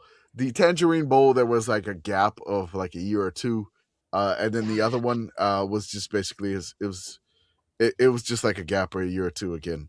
But they go to the same bowl. Like it's incredible. Very strange. Pitt. Which Pitt head coach has the most ties in program history? Pop Warner, John Mickelson, Foge Fazio, or Jock Fazio. Sutherland. Fazio, sorry. I knew I said that wrong. And I will take Foge. Foge it up. I'll say Jack Sutherland. Okay. Yeah. I think I'm on the fence here. I think I also Although- want Jock Sutherland. Because he was there for a while, but his teams might have been too good to tie a lot. Yeah, a team's tied a lot back then, though. Mhm. Yeah, I Yeah. feel like you just got to get Yeah. real early. Yeah. Okay. Pitt Girl, Also ask Fazio. Puddles about his Foge story. I will. The next time I see him, I will. Give me Pop Warner. Okay. The Pitt people are correct here again. It's Jock. I couldn't sneak anything past the Pitt folks. Jock Sutherland. All right, what we got for the score? Pitt Girl, do you want the cat dice for Pitt, or do you want the gunmetal gray for the military bowl? Oh. Cat dice, please. Cat dice. Okay. All right, ECU. That'll be 8 points. 4 times 2. Oh my god. Okay. Pitt. 28. Okay, I'll 28. take it. Thank you, cat 28. dice. How many turnovers? 8. 8 turnovers. Wow. That's about right. All right. Punts. I mean, 15. 15 punts. I don't know how this works. All right. D100 for random event. All right. One moment. I got to find where my dice at. Oh, there my dice at. By the Okay. way, the way that East Carolina gets to 8 is 4 times they run back an interception on a 2-point conversion. 75. 75. It's a scoop and score. Somebody's getting another scoop and score. Well, there you go. Perfect. I would like to take this moment to note that the weather is always awful at the Military Bowl, and so Yeah. all of this is plausible. Mm-hmm. True, for sure. Okay. Next. Oh, yes. I'm sorry. Next up, we have the Fenway Bowl. That's at I'm sorry. I'm getting ahead of myself. Pinstripe Bowl, Clemson versus Penn State, just like we all drew it up at the beginning of the season. Yes. 11 a.m. on ABC. All right. Pinstripe Bowl trivia here, aka the Rose Bowl of the East. Which team leads with the most appearances in the Pinstripe Bowl? Rutgers, Syracuse, Boston College, or your Miami Hurricanes? BC. Feels like BC. Syracuse. Q's. Okay. You said BC, Bridget? I did. Okay. Arthur? I'll say Miami. Okay. It was a trick question. Rutgers, Syracuse, and Boston College are all tied with 3. I wasn't wrong. It feels right. It feels right. Like you pick It's one of right. those, you got it correct. Miami has 2. They're right behind. So the Big East leads. The Big East leads the Rose Bowl of the East. That's right. That's Okay. right. Stay winning. All right. Clemson. What is the unofficial bowl city home of Clemson football, aka the most appearances in a city in a bowl game? Your choices are Atlanta, Georgia, Orlando, Florida, Jacksonville, Florida, or Miami, Florida. I feel like it has to be Orlando. There's so many bowl Yeah. games in Orlando. There's a lot of bowl games. I feel like it's Atlanta. I don't know Okay. why I feel like it's No. Atlanta, but it's just the PG. I'm vibe. torn between Atlanta and Orlando. Okay. I'll think on it. Orlanta. Orlando. I'm gonna say Miami. Okay. It's the Florida Georgia line. Orlando. Okay. Beth is. I'll take Atlanta then. Okay. Beth, you decided between Orlando? no. No, I said Atlanta. Oh, Atlanta. Okay. Everybody's wrong. Jacksonville, Florida. Oh, Really? They've been to the Gator Bowl So that many many Gator Bowls. times. that's many They've Gator been to the Bowls. Gator Bowl the most. That's right. Just by 1. So How many Gator Bowls have they been to? I want to know if they've been there more than I have. I feel like it's 9 from what I can count really Okay, quickly. I've not been. Yeah, I think I've Yeah. got like 5 or 6. So All right. That's I've also lived a lot. here for 10 years and I haven't been to 9 Gator Bowls. Oh my god. Gators Bowl. I hate myself. Gators Bowl. All right, Penn State. What are the busiest routes of flights going to and from the State College Airport? I just had to go with this question here. Okay. Come on. We got Chicago, New York, Philly, Washington, D.C. I'm just including all the airports for Mhm. New York Yeah. and Chicago and D.C. or Dallas. Sane people drive to Philly. New York is enough of a pain in the ass that you might fly, but I'm going to go with Chicago here. Okay. I'm going to go Chicago as well. I've flown out there. I've flown out to Chicago the most from there by far. Okay. It used to be Detroit, but we changed hubs. I'm going to go with Chicago being a hub for American and United. Okay. I should trust the locals, but I'm going to take New York just to be different. Okay. I say Chicago. All right. Chicago is DC, I'll correct. be mad. Oh, okay. Chicago is correct. Second place is Philly, by the way. It's Really? yeah. I mean, there are plenty Yeah. of people up there with more money than sense. I mean, that's I was like, that Yeah. feels like a general aviation flight. It's like, I am versus not taking civil the aviation turnpike. flight. You Right. don't take the turnpike from there. There you go. I mean, I will admit, if you did have to take the turnpike, flying might be economical. Might be cheaper. Yeah. Might be Mhm. cheaper. All right. It's time for score I'm projections. color coordinating my dice for these ones. Oh, Okay. very good. Ooh. I'm gonna Clemson. roll the Clemson dice. Clemson. Clams and dice. A 3 and a 1, kids. Clemson gets the field goal. All right. Penn State. And hang on, it fell out of the thing. A 5 and a 2. 10. 10. 10. 10 to Oh, 3. right. Perfect. 10-3. Benjamin. Yep, Ready. just perfect. All right. Yep. Turnovers. 7. Okay. Excellent. Yeah. Tracks. Punt. 4 punts. Only 4 punts. Only 4 All right. punts. Well, yeah, because they're turning it over. Let's get the D100 going. 71. 71. If somebody has a punt down at the 1 yard line. Okay. Okay. It's a good Punt one. down We at like the that. 1. That's how Penn State got some of their points. Yeah. There you go. All right. Moving on to another bowl game played in a baseball stadium. We've got the Fenway Bowl, Army Woo. versus UConn, 1:15 p.m. on ESPN. Perfect. Okay. Fenway Bowl. Which one of these advertisers or businesses are not a supporting partner of the Fenway Bowl? Samuel Adams Beer, Dunkin' Donuts, something called Mobsters and Lobsters Trolleys, Alamo Draft House, or Sal's Pizza. Alamo. Yeah, I don't think there's an Alamo up there. I will say Um, Sal's Pizza. Okay. I'm going to say that Dunkin' is so ubiquitous up there, they don't need to actually spend money on the sponsorship. That was my exact line of thinking. Okay. So Kevin and Arthur, correct. Oh. Damn. Dunkin', not a Not a Not sponsor. a sponsor. Not a Yeah, that's sponsor. fine. Boston So- runs Look- on Dunkin' anyway. I love It's how fine, they both don't of believe you. in the Northeast.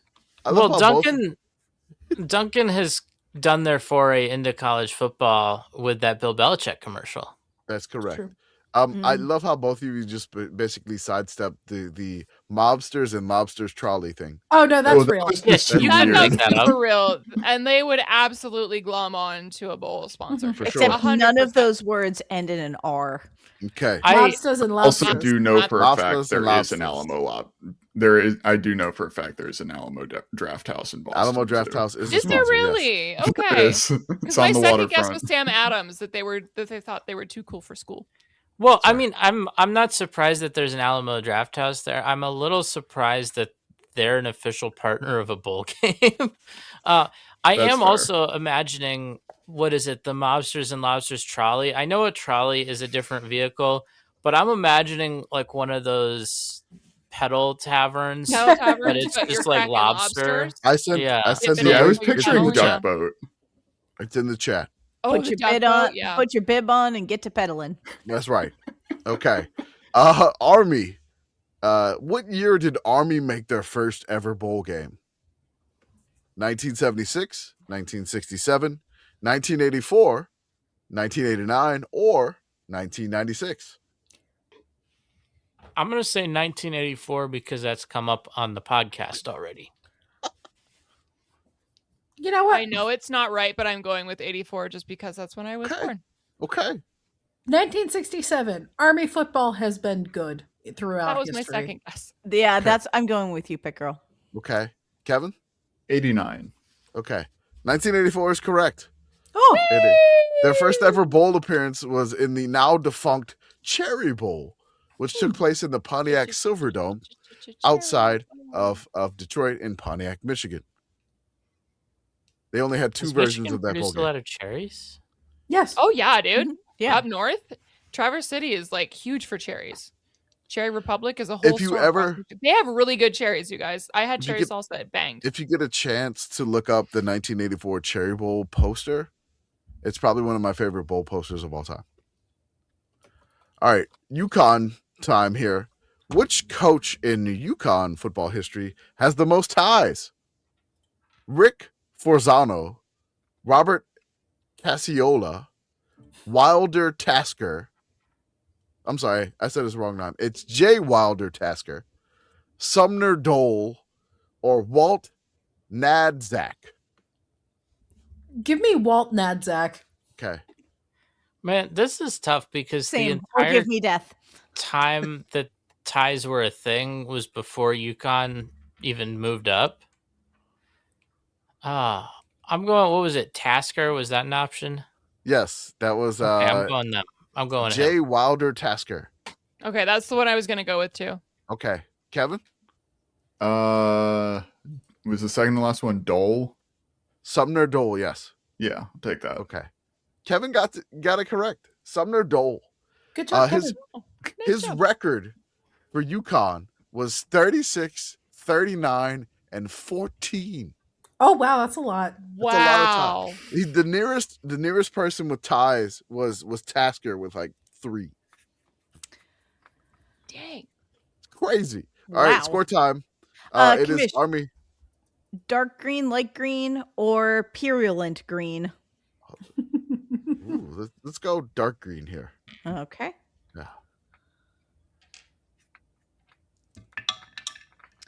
That would be 39. 39 for Army. Okay. Okay, Yeah. that's a lot. UConn. That feels like a lot. Holy crap. 4 times 13. 52? 52? Oh, Wow. banger. We got a Weird. banger. That's a Points lot of for Yeah. points. hell. Okay. Wow. All right, One turnover. Only one turnover. Only one. Wow. Okay.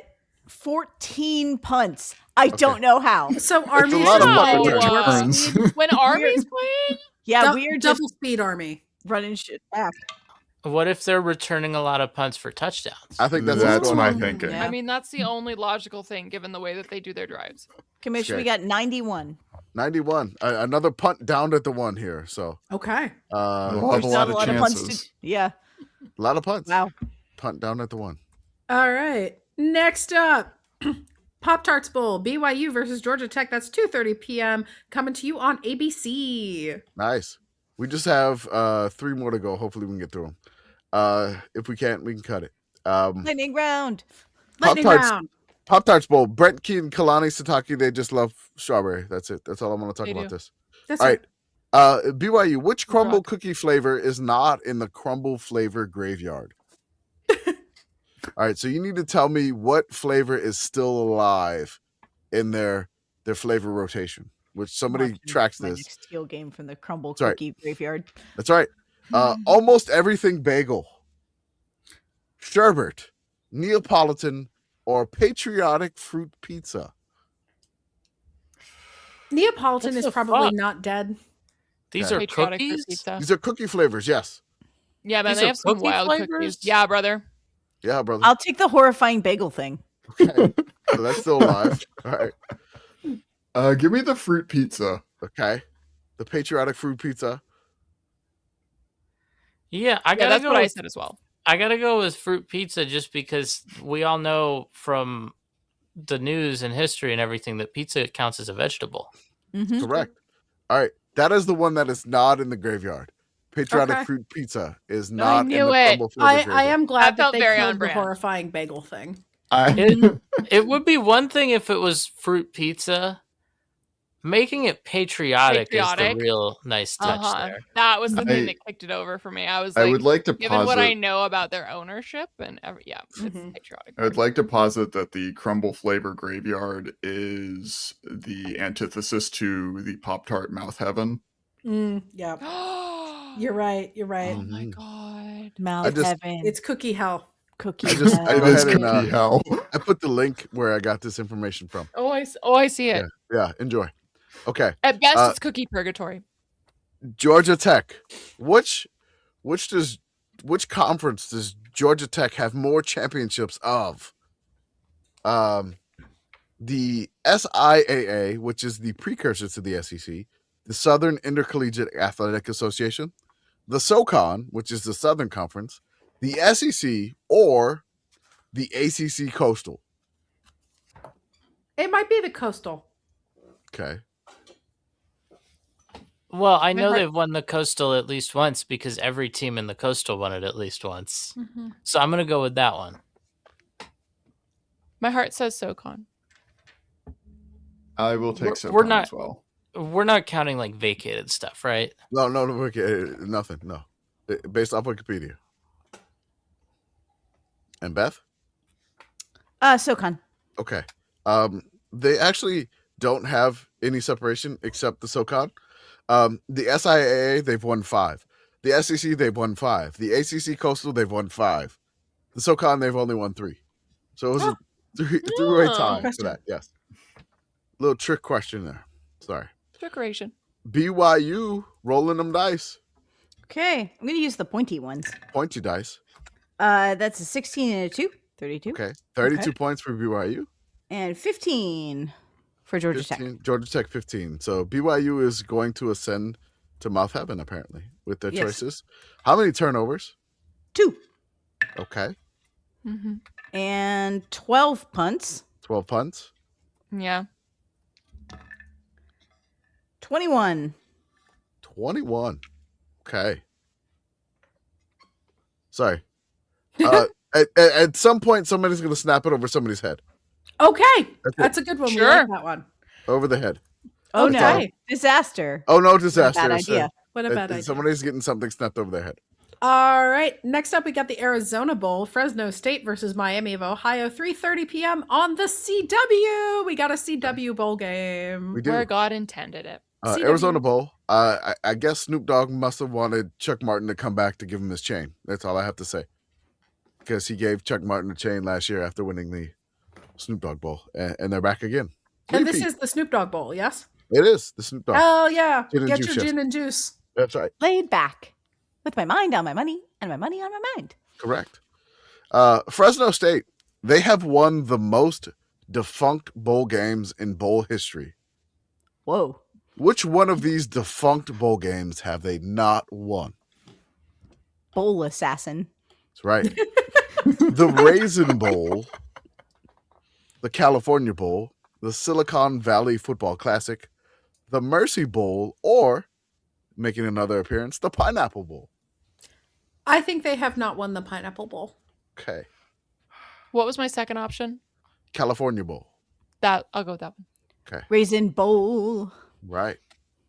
I will also go Pineapple Bowl because I feel like you were looking for a bowl game they hadn't one to add, and like what better than one we've already mentioned. True. I don't think anyone ever won the Silicon Valley Football Classic. Okay. Actually, they won that 3 times. So I will just let you know this. The correct one is the Raisin Bowl. Yay! They lost their only appearance. The Pineapple Bowl, their only appearance, they beat Hawaii 3-0. Okay. So it is the Raisin Bowl here. Miami, Ohio. Which state school, like basically AKA blank state, has Okay. Miami not played in a bowl game? So I'm just going to give you a bunch of schools that end in state. San Jose State, Arizona State, Mississippi State, App State, Colorado State, Iowa State. I will say App State. Okay. It feels like app. That was speaking to me as well. Okay. Mississippi State. I'm gonna say Iowa State. Okay. If you remember the App State game, that was the bunch of fumble game in the Avocados from Yes. Mexico Bowl. Yes. Yes, with Okay. the midfield graphic that Yes, the looked giant like that was someone black. forgot It to was make everywhere on everybody. Yes. transparent background. Yeah. I'm not saying what the score was in that game either. But they have played all these states in bowl games. Oh, They played them all. Really? They played them all. Every single state. all I the couldn't. states. I was trying to think of a state that they didn't play that wouldn't make sense. It was like Kent State, and I was like, no, that's too obvious because they're in the same conference. I was like, Have they Yeah, played the New app Mexico felt like State? the obvious do I one. throw in like Oklahoma State or New Mexico? Like I was just trying to. Penn I was like, State. no, I'm just gonna trick question it here. So, Fresno, what's the score? Fish choice. 8. 8 for Fresno. Again. Okay, Miami, Ohio. 60. 60 Four! turnovers. How many turnovers? Oh my god. There better be a lot. But 6. 6 turnovers. Okay. Yeah, sure. that'll do it. Okay. Punts. 11. Sure. Okay. Yeah. D100 time. 94. A blocked punt return for a touchdown. That will Yeah. also do That it. would track. Yep. Okay. Probably a last, couple of them. last, but certainly not least for this evening, Yes. New Mexico Bowl, North Texas versus San Diego State, 4:45 p.m. coming to you live on ESPN. Okay. New Mexico Bowl trivia. 3 Mountain West, current Mountain West, we're not talking about what they do next year, have not appeared in this bowl game. Which one of these have appeared in this bowl game? So I'm going to give you a list of schools. You need to tell me who has been in the New Mexico Bowl. Air Force, UNLV, Boise State, or San Jose State. I think UNLV has probably gone to the New Mexico Bowl. I'll say San Jose State. Okay. I'm gonna say Boise Okay. because at least like they go to a lot of bowl games. Okay. I say UNLV. All right. San Jose. All right. Beth and Kevin, correct. San Jose State has been to the New Mexico Bowl. Those other 3 never been in New Mexico for the bowl game. Huh. Interesting, right? Okay. North Texas. They went to a bowl game in 1959. Then they didn't go to a bowl game until 2001. Then they played in the bowl that they went to in 2001 for 4 straight years. Oh shit. Like Which you're bowl Trapped was and you it? can't leave. Which bowl was it? The G- Birmingham Bowl. Yeah, okay. The GMAC Bowl, which is Mobile, the Birmingham Bowl, It's New the Birmingham Orleans Bowl. the New Orleans Bowl, the Potato/Humanitarian, the First Responder, and then finally, or Independence Bowl. Arthur and I have already answered. You already answered Birmingham. Okay. I'll go New Orleans. Okay. Take the Pitt people that Switch it have up. Birmingham Bowl trauma. GMAC. GMAC, okay. First responder. Okay. Bridget is correct. The New Orleans Bowl. Okay. They went to New Orleans for 4 straight years in 2001, That's rough, buddy. That's rough on the liver. 2000. There are worse places to make an annual trip. Yeah, I- like I- Birmingham. I mean, there are, but again, like that's rough on the liver after year 2. I will Getting let you your know reps in. that the Sun Belt had a bowl conference tie-in only with the New Orleans Bowl, and North Texas was in the Sun Belt in that time frame. That checks out, yeah. Yes. Okay. San Diego State. They have a 500 record against 2 current Mountain West teams. Boise State, they are 4-4 against. And which other Mountain West team do they have a 500 record? San Jose State, Fresno State, Wyoming, or Air Force? Air Force. Wyoming. Wyoming. Fresno State. Okay. Air Force. All right. The 2 Wyomings are correct. Yay! They are 19-19 against Wyoming. Perfectly balanced, as all Right. things should be. Perfect. Let's get the final score here. Turquoise dice, right? Yes, let's do it. obviously. Naturally. That would be 9. 9 Okay. points for North Texas. Don't Okay. you fucking dare, dice. Okay. God damn it! That's a 13 and a 1. I hate this game.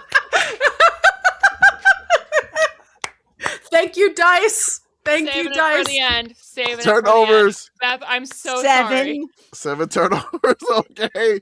Punts. 9. 9 punts. All right. Again. D100. So mad right now. 83. We get a thick 6. Hell yeah. I'm not watching this. This is game. my favorite bowl game. Thank you, Dice. Thank you, Dice. Thick 6. These are my favorite dice now. I'm mailing them to you. Okay. All right, folks. Oh my god. That's the end of the show. But That's a lot of show. we'll be back here later. Same bat time, same bat channel. That's a lot of God That's damn it. dice, no ball. dice. They Oh were my they were god. plotting the whole time. They were plotting the I whole thought time it was to Oz, get you and now back. it's just the dice. You should have let Oz slap him off the desk. I should have. The turquoise has betrayed you. God, I'm gonna have to give those things a fucking salt bath.